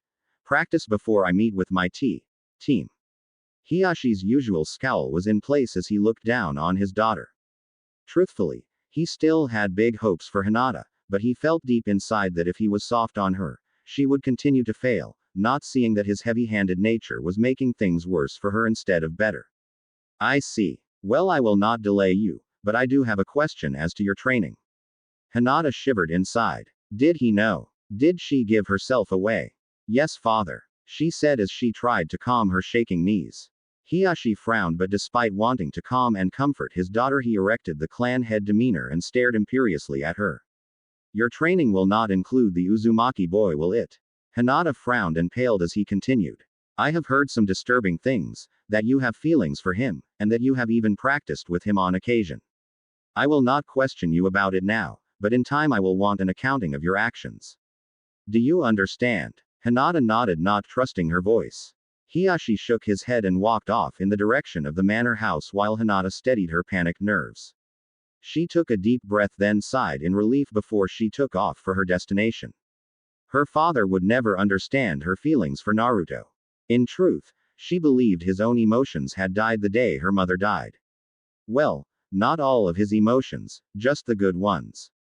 At least he didn't realize that she was blatantly lying to him about her destination. Hinata exited the front gate and continued a little ways into the forest path before she activated her Byakugan and started looking for the one thing no one else would think to look for. Most knew of the Kyuubi and its chakra, but what most didn't know was that the demon's chakra left a distinct mark, almost like a fingerprint on everything that took days to finally dissipate. Finally she spotted it and grinned at her own ingenuity. Not even Neji had thought of this, and Hinata felt quite proud of herself. I'm coming, Naruto-kun, you'll never be alone again. Hinata had considered this decision long and hard, and realized deep inside of herself that she couldn't very well confess her feelings to him if he wasn't here, so she decided that instead of going to the meeting Ino wanted them all to go to about Naruto, she would do the next best thing and actually find him, and once she did she wouldn't let him go. He would know that someone did love him, and needed him, and that someone was her. As she leapt into the trees to follow his trail, images of hugging him made her blush to monstrous intensity, but she kept these thoughts clear in her mind because she knew soon they would be the reality, and she had to get used to it if she wanted to hold him without fainting. Oh, Naruto blinked at the smiling face of Mindbender before he tried to sit up on the table. What the? On a table again? What happened this time? Mindbender giggled then shook her head. Nothing really, just that you received the blessing of all 4 chaos gods. She shouted with glee as she threw her arms around him and hugged him tight. Naruto grinned as he touched the spot on his shoulder where he could still feel the touch of Slanesh. So it wasn't a dream or hallucination. Mindbender leaned back and shook her head. Not at all. You have taken your place in history as one of the rare few that have received the favor of all the chaos gods. It really is incredible, and to think I was here to witness it all. She mused for a few seconds, a slight smirk on her face before his voice snapped her out of it. While I don't want to interrupt your thoughts of grander things, where's the warlord? Mindbender waved that off as she helped him up and off the table. Oh, he's off sulking, I think. The warlord only has the mark of corn. I'm sure he is jealous of you. Naruto frowned at this. Why would the man be jealous? Not the warlord. He had wanted great things for Naruto. He raised him, and this was one of the greatest things that could have happened. Naruto shrugged before turning to look at a stasis chamber in the corner of the room. Is that what I think it is? Mindbender looked to where he was looking before nodding warily. Yeah, it's your new armor. It took some doing to put the demoness in it. She had grown fond of your other set, I think, but I think she will enjoy this as much as the other suit, if not more. Naruto nodded as he turned and walked towards it. I want to see it. Mindbender got a feeling of apprehension as she tried to stop him. It's not quite ready. The radioactive isotopes was as far as she got before Naruto grabbed her by the throat and dragged her the rest of the way to the stasis tube. Do not concern me. I don't plan to have children in the future. I want to see it now. Mindbender shuddered as he exerted his will. She wasn't worried about anything dangerous so much as what the demon would say. All right. Removing the demon from Naruto had been a relatively easy task. Changing it to suit their need was a little harder, but not impossible. Unfortunately, reprogramming it the way they had done Naruto was not even close to complete. The demon fought even harder, and it was proving to be a task that they might have to give up on, but they couldn't have it revealing the truth to him. With the turn of a few dials, the stasis tube opened, and the sound of cold air meeting warm was a telltale sign that the stasis chamber was indeed doing its job. Mindbender frowned as he reached out and touched the suit. It was black mostly, with hints of chrome in random spots, but as soon as he touched it, red lit up somewhere on the armor, giving it the appearance of having been dipped in blood. Naruto marveled at the construction. He had never seen a finer suit of armor and could hardly wait to put it on, when a voice in his mind startled him. Don me. Naruto blinked as he didn't remember this ever happening before. The demon always spoke its thoughts aloud, sometimes saying the most out of place things, trying to embarrass him on purpose. Don me. Naruto frowned before he nodded to himself and began to remove the pieces of the armor from the tube. Wait, what are you doing? Mindbender was literally afraid of what would happen if he put the armor on, but he merely looked at her and shrugged. Trying it on, of course. I need to see if it will need alterations. Which was preposterous, as he well knew. The nanofiber in the suit would adjust automatically to fit him, but since Mindbender was being so difficult with him, surely you don't object to me trying on my own armor. Mindbender opened her mouth but couldn't think of anything to dissuade him. In fact, there didn't seem to be anything wrong with him wearing it now if he wanted. As she was about to step away, her mind railed. Wait, the demon. What if the demon? Naruto smiled disarmingly at her. She won't hurt me. She and I have slept in the same bed as you and I have. If she were going to hurt me, then she would have by now. Mindbender nodded and almost stepped away, but his hand and calming voice stopped her. Help me dress. She smiled and stepped over to him and began helping him don the armor. Naruto grinned as he watched her become docile like a puppy. The musk that Slaanesh gifted him with worked in ways he had never dreamed of. He could hardly wait to try the rest of his abilities. As the rest of the suit was placed on him, he finally donned the helmet. Activate, he said aloud, and lights came on inside of the helmet as a display lit up and he was able to see outside of the suit. Diagnostic, he whispered, and numbers and suit components flashed in front of his eyes and all showed a green status. With a frown he took note of the display. He would miss the one from his old armor, but this was in color at least. Alright, I donned you, now what? In the bottom left of the screen appeared the shape of a beautiful woman clad only in a loin piece, and light tunic that barely covered anything, which made it maddening as hell to look at her, as you would constantly be trying to peek under or around her clothing. This of course was the demoness. He couldn't remember her name for some reason, but he shrugged it off. Her only purpose to him was to help protect him, and bend over when he wanted her to. Not yet, Naruto-kun. Take us to another place where we can talk alone, and I will reveal things to you that will shock you. Naruto frowned then nodded. Time for a test drive, Mindbender. Stay here until I return. Mindbender began to protest, but a new dose of the musk had her nodding her head happily. Okay, I'll be here, Naruto. Naruto smirked before he walked out of the beehive building and with a look around shrugged. Okay, now what? The sultry voice seemed full of humor. Oh, I am going to have fun with you now. This suit is better than anything previously made by these people, ingenious in a way. Say the command, Harpy, and we will get started. Naruto nodded before he whispered, Harpy, and he felt the weight of the suit shift and he had to change his stance to balance the new bulky feeling across his shoulders. Okay, this is a little different than the thoughts they programmed in you. This suit does not have hand controls, it's all done from the view panel in your helmet. Once you are in flight, wherever you look will be where your jet's thrusters will guide you. Naruto nodded. He was well familiar with the mechanism, but this new device will make flight more intuitive than ever. He liked it. Alright, let's fly then. With a glance to the thruster controls, Naruto flew into the air with the sound of a cannon's roar, before he began to zip around the chamber. With a scream of excitement he zoomed to the cavern's mouth and out with the jealous eye of another watching him. Oh, the warlord growled as he watched the boy leave their encampment. His mailed fist slammed down onto a skull, powdering it as his angry gaze passed over the room looking for someone or something to take his frustrations out on. Finding nothing in the near vicinity, he grumbled quietly. How could they see him more worthy than me? 130 years in service to chaos, and I get rewarded by watching a whelp outshine me in the god's eyes. His voice held a deep hint of regret and inner turmoil as he realized he may be replaced completely. The men respected his power, his anger, but they also knew the code. To serve only the strongest first.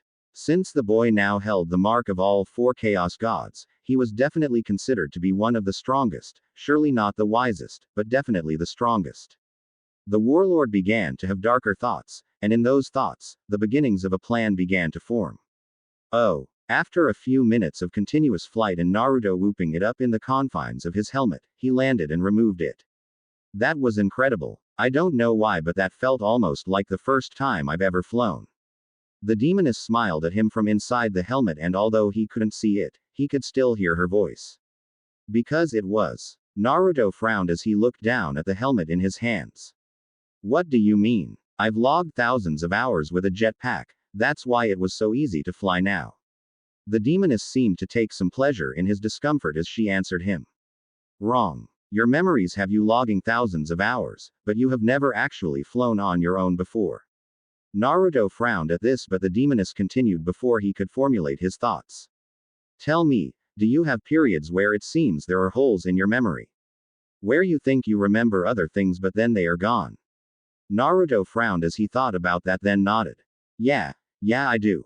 But that's just because of the injury I got yesterday, isn't it? Naruto put his helmet on again and looked at the demoness as she smiled at him. Listen closely, for what I am going to tell you will shake your belief deeply and you will have to decide where your allegiance lies. Oh, Hinata was halfway up the rock face and she could still see the Kyuubi's chakra signature clearly. She was almost certain she had lost them and almost began to cry when she lost it in that clearing earlier.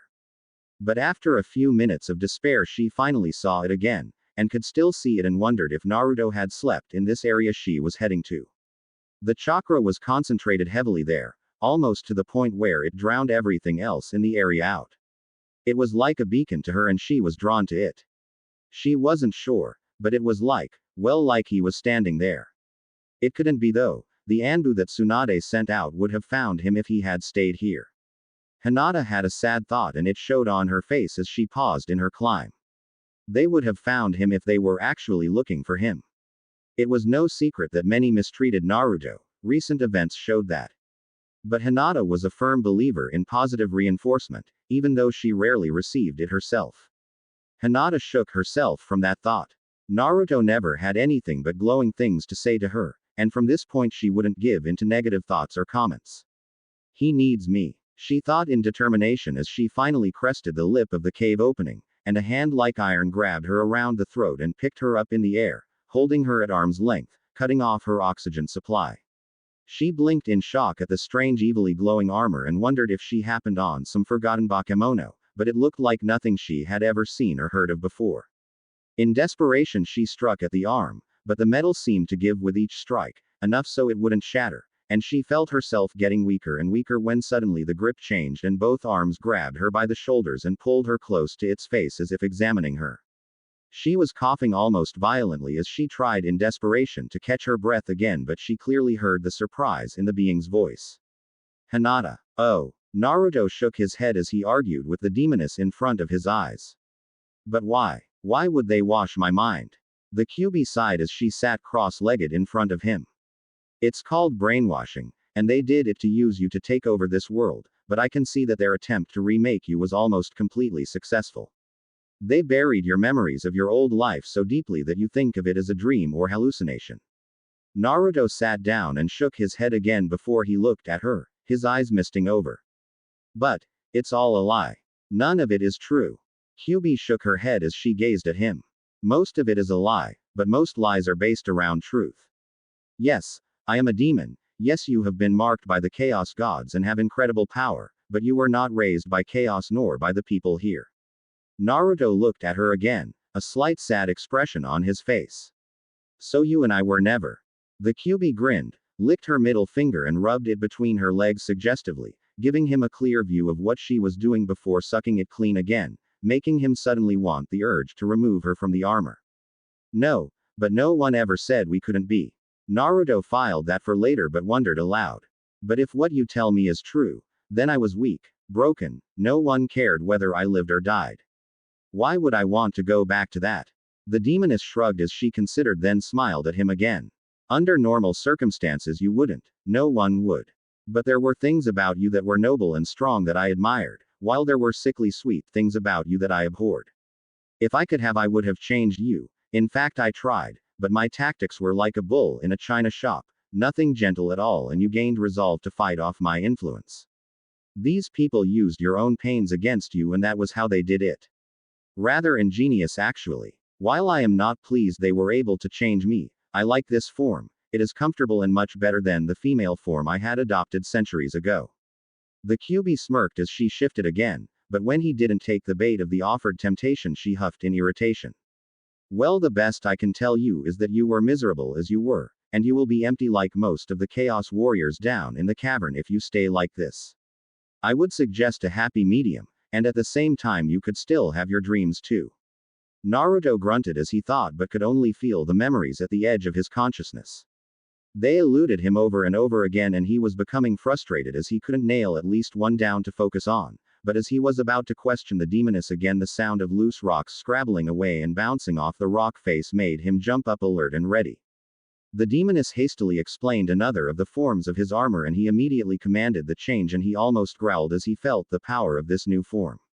The armor felt thicker, bulkier, but also incredibly powerful, and he knew instinctively he could call on firepower that could decimate an army if he chose to.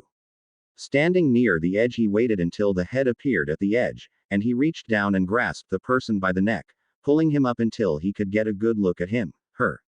He thought hastily as he brought her into the cave. Naruto had to correct himself because he surveyed the body. Despite the large bulky jacket, he could see clearly this one had two of them, thankfully, and a very nice pair of hips. His crotch plate felt smaller as he developed a very male reaction to her, and he was more than ready to throw her to the floor and listen to her screams as he destroyed her with his man club, until he saw her eyes. Pupil-less. Lavender. And even though they were full of fear and apprehension, he could see the kindness there, something he realized he had never received from his new family. Even though she struck at his right arm gauntlet, he paid no mind because he knew instinctively that she couldn't penetrate it with just a finger. Casually, Naruto grasped her shoulder with his left hand, then the other with the hand he was choking her with earlier, and he looked closely at her face, drinking in every inch of it, and he could see her face clearly in his mind, and he blinked at the memory that was suddenly there. Downtrodden. Hurt. Broken. But despite those feelings, he remembered something else. Her smile. Her encouragement. Her kindness, and he suddenly knew her name. Hinata.